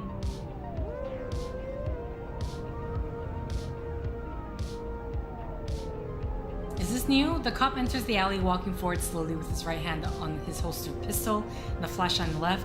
The one on the driver's seat looks bored. He yawns and pulls a stick of gum from his pocket. You figured he's probably in his 40s, mildly overweight, balding up top, and with what appears to be a permanent expression of exhaustion on his face. He chews the gum for a while, eventually starts blowing bright pink bubbles. Clearly the man has a lot of practice. So interesting, because we chose to stay silent, it never gives up. We don't get the option of telling them there's a body. Huh. Hey Desmond, you hear the skinny one calling from the alley. We've got a body here. Well, some of it at least. Bubble pops as Desmond grabs the radio. Central, I need forensics team on Providence Street 56. We got a 10:55 here. I repeat, 10:55. Suspect is already in custody. I'm bringing him in for interrogation. Copy that, 37. A woman's voice answers. Forensic team on their way. Puts on the radio. Guess you and me are going to spend a little more time together.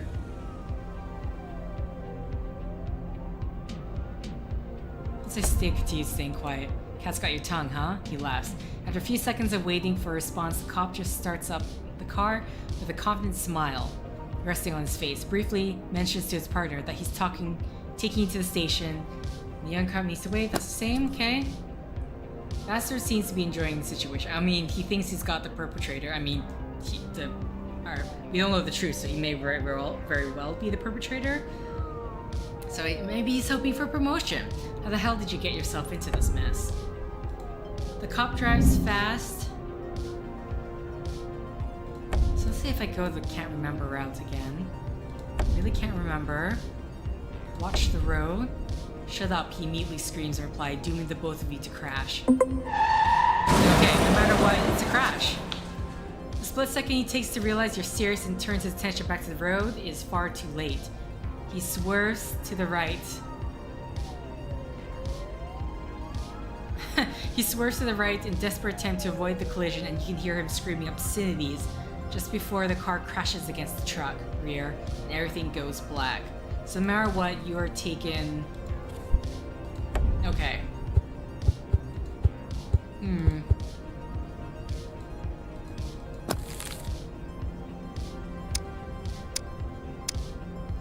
Okay, so we'll just speed through this.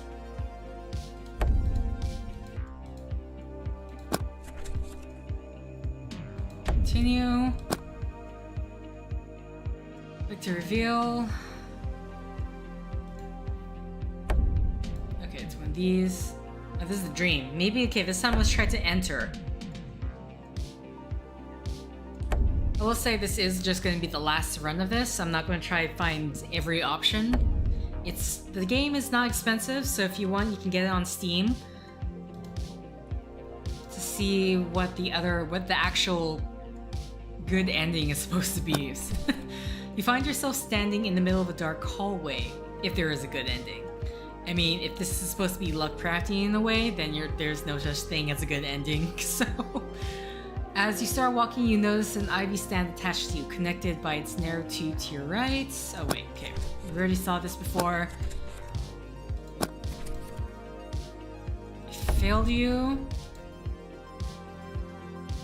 Call the nurse. Oh wait, maybe I should just do get up. I mean, it's interesting, because no matter what, it's like... With the silent, when I chose to go silent, it was still the same result, just some different dialogue. So I'm not sure how much that really matters. In that case, okay, we're gonna lose our sanity or courage. I do not understand how the courage makes us lose courage, but whatever. I'm okay, you don't need to check me. Doctors really are the worst patients, she says, smiling. You told me this yourself, Dr. Fairbairn. Or are you just testing me now? You got me good, Laura. You remember my name, she seems surprised. 3 years working here, and I think that's the first time you've got it right. You're always calling me Jessica. Is this a side effect from the accident? Well, I actually got it right. Anyway, what happened exactly? How long have I been here? She checks the clock on the wall. About 2.5 hours. Really? That's it? Certainly didn't expect you to wake up before morning. What happened? Okay, this is the accident. It's all very foggy. What happened to the police officer? Dead. I'm fine. Okay, that's it for now. No, you need to discharge me now. I have to go. I'm sorry, Dr. Fairbairn, but you know very well that I need to follow proper procedure. Call me if you need anything, then a discharge from the hospital. She turns around and makes her way out of the room. Wait a few minutes, just be... Okay, so either way, both options lead to the same conclusion.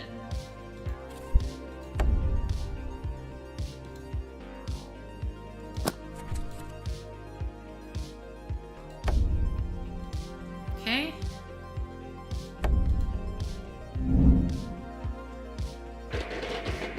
Open the door. You take a deep breath and mentally count to 3, still not entirely sure you want to find out where all these strange noises are coming from. As you assertively grab the handle to open the door, you instantly feel the burning hot metal singe the skin of your fingers and palms. Damn it. You immediately let go, barely manage to muffle a scream of pain. Thankfully, the burns are superficial. While taking a minute to compose yourself after the surprise of the blazing hot door, okay, let's just try and walk away. I know what happens if I peek through. Whatever is going on inside the room, you hope it stays in there. You keep walking down the corridor. Most doors are closed, except for the sound of a few television and radios on low volume. Everything is quiet. Okay. Oh, my fitness is not enough. Oh, because my fitness went down. Ugh. Okay. I mean, is there any other option that I can choose now? My fitness is there again. Okay, so this is, I feel like no matter what... Yeah, it doesn't matter now. Tell me how Lisa's doing. I don't think this part... I just want to get to the part where we get back to the home, maybe? What will happen to her? Or I could just shout Will. He raises his head to look at you with wet, wary. What happened? For some reason that loses our courage. I'm not sure why. Okay, so no matter what.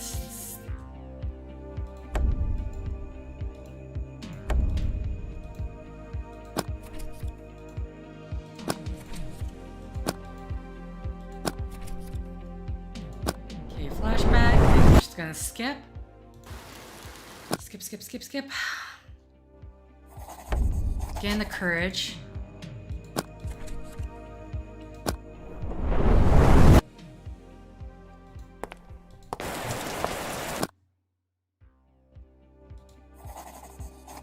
Again, the courage. Back to low stats. Oh no!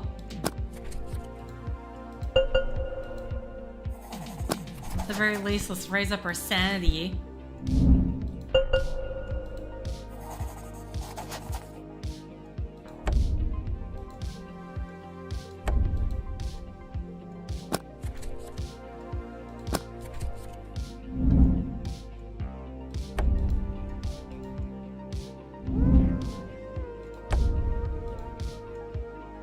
Give me the pills! Okay, yes, let's just...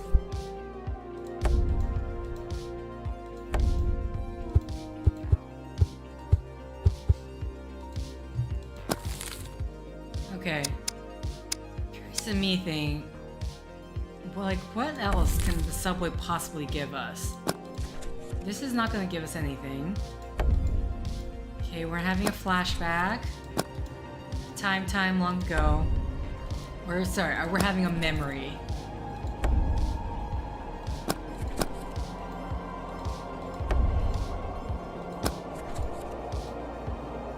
Like, what I really just want to see right now is if we can get anything different.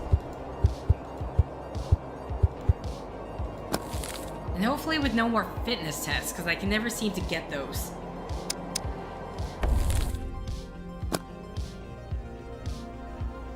Take a sip of water as it slowly reveals the look of the apartment.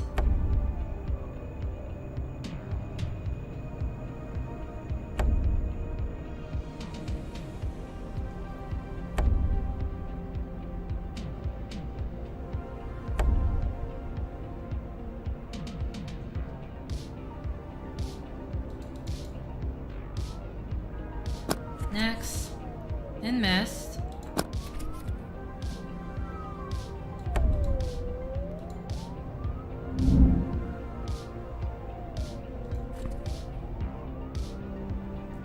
I need more fitness. Take 2 pills. You pop 2 pills in your mouth and attempt to swallow without so much as a sip of water, the desperate act of a man not afraid of choking, which is exactly what happens when the pills reach your dry throat. Thankfully, you fall short of having to perform the Heimlich maneuver on yourself, and just cough the darn thing out before catching your breath, working up some saliva to try again. Okay. Hurrah. We got enough fitness now. What the hell? My courage went down. Successfully swallowed the second time around. You hope they help, as it's been a rough night and it feels like every muscle in your body is aching. Although the incident with the choking has made you a little more paranoid, as rational as you try to be, it really does feel like there's some bad juju hovering over you. Okay, so it's gonna be this. Oh wait, no, come back.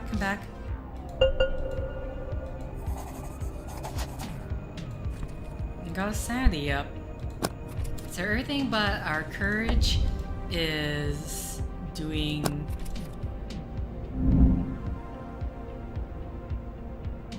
What is this saying? What's gonna open? Oh wait, I'm hungry, right? For the first time tonight, you actually feel hungry, starving even, and you realize you don't know when's the last time you had something substantial to eat. You open the fridge to look for anything edible, but all you can find is a few old beer cans, butter, with breadcrumbs on it and a jug of milk that's possibly gone sour, and 2 pieces of pizza that have been here way too long.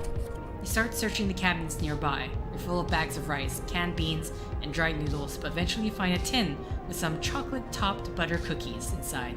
Not an ideal meal, but it'll do for now. Chocolate will provide enough energy. God, my fitness is doing way better than it ever has before.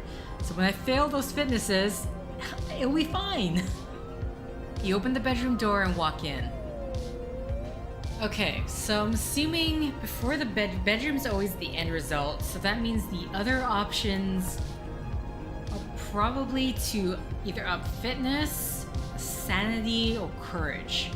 So I would imagine maybe resting on the couch is for sanity.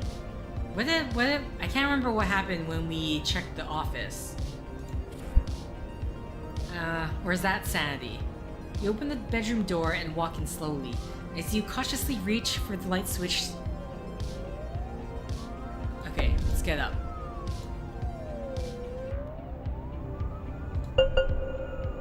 Okay, that's our courage. That's not clickable.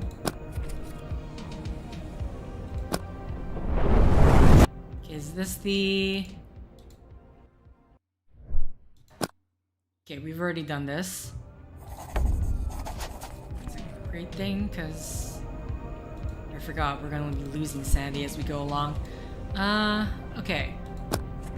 So this is gonna be the same. This is gonna take us to the bar.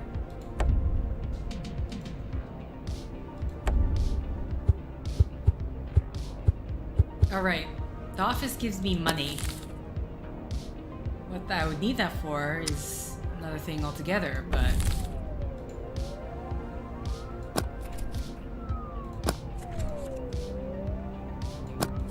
So I gotta make sure to watch out for signs of courage and fitness and sanity. Glitchy TV.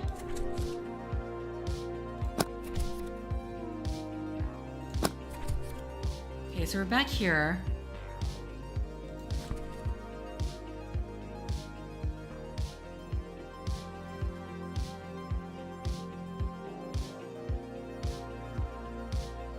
Imagine the burger is for fitness again. We're still hungry? Bartender, short fellow wearing a black bandana. Wait, do we even have the money? Oh, hold on. How much money though? You're not telling me how much money. It might help me.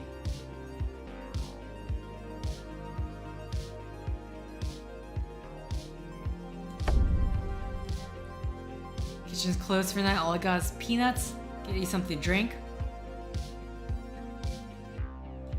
I'll have a beer and those peanuts. He goes back into the kitchen and comes out a minute later with a small bowl full of peanuts before he realizes that a large glass mug is in his hand.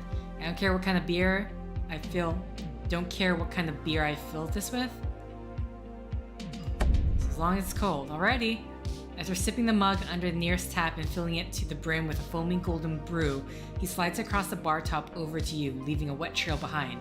You have your hand out ready to catch it, but it actually stops short of your palm directly in front of you.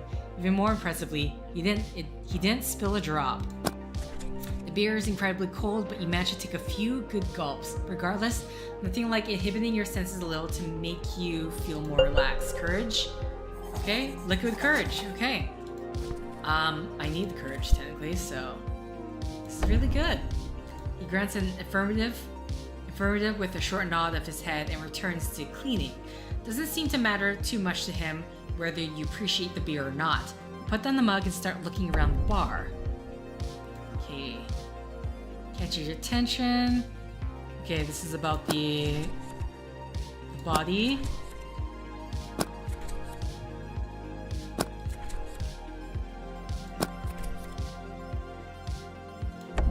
Okay, it always takes us back to the bathroom. To the bathroom.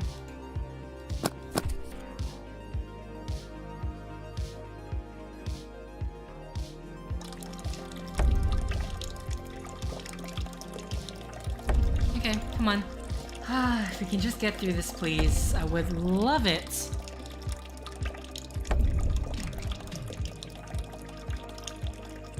Now I'm wondering where, like, because I have such, like, high stats for fitness at the moment.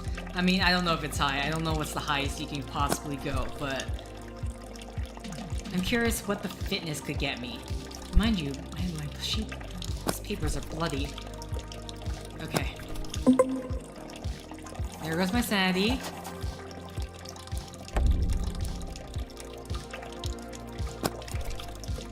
And no matter what. Okay, so this is part 2 of the... Skip. You already know. Sanity's 4. What did you do?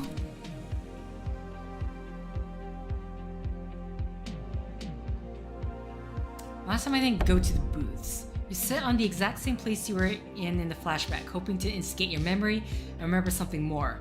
You can feel it very close, within your reach. You just need to try a bit harder. Try to concentrate and focus on the pieces you remember, going back and putting them all in order. But after a few minutes, frustration gets a hold of you and you decide to give up for now. Okay, would this actually give us anything?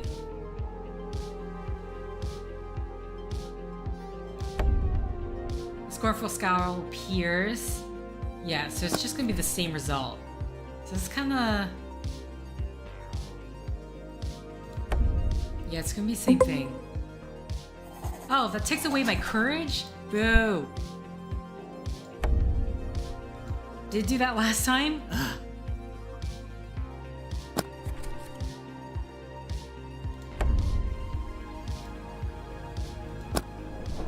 Okay, this is part 2.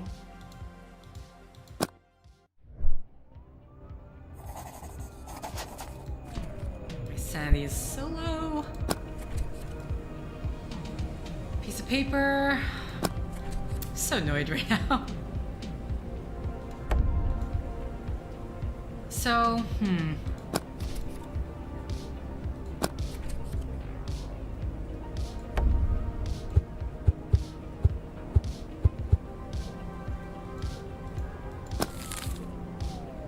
so far I have to say, it's like been super hard for me. The routes I've taken, everything that involves the alley, because there's the choice of hiding or ignoring the alley.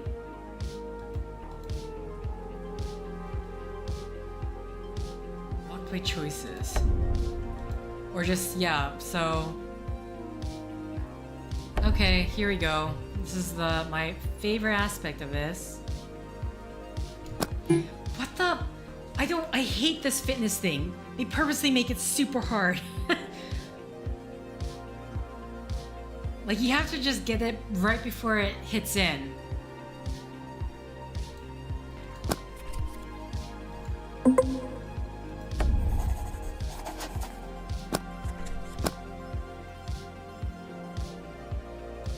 There's no way my sanity is gonna be close, right? Because not, we're just heading to the same conclusion that I've got. The same ending that I've gotten every single time. Ugh.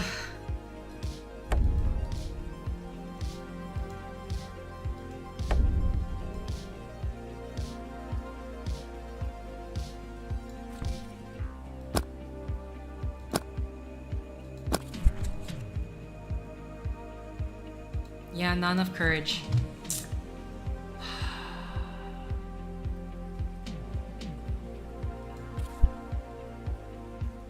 I feel like I lost courage when I talked to the patrons in the bar. So I guess, like, never approach the patrons in the bar. It's the only thing I can think of.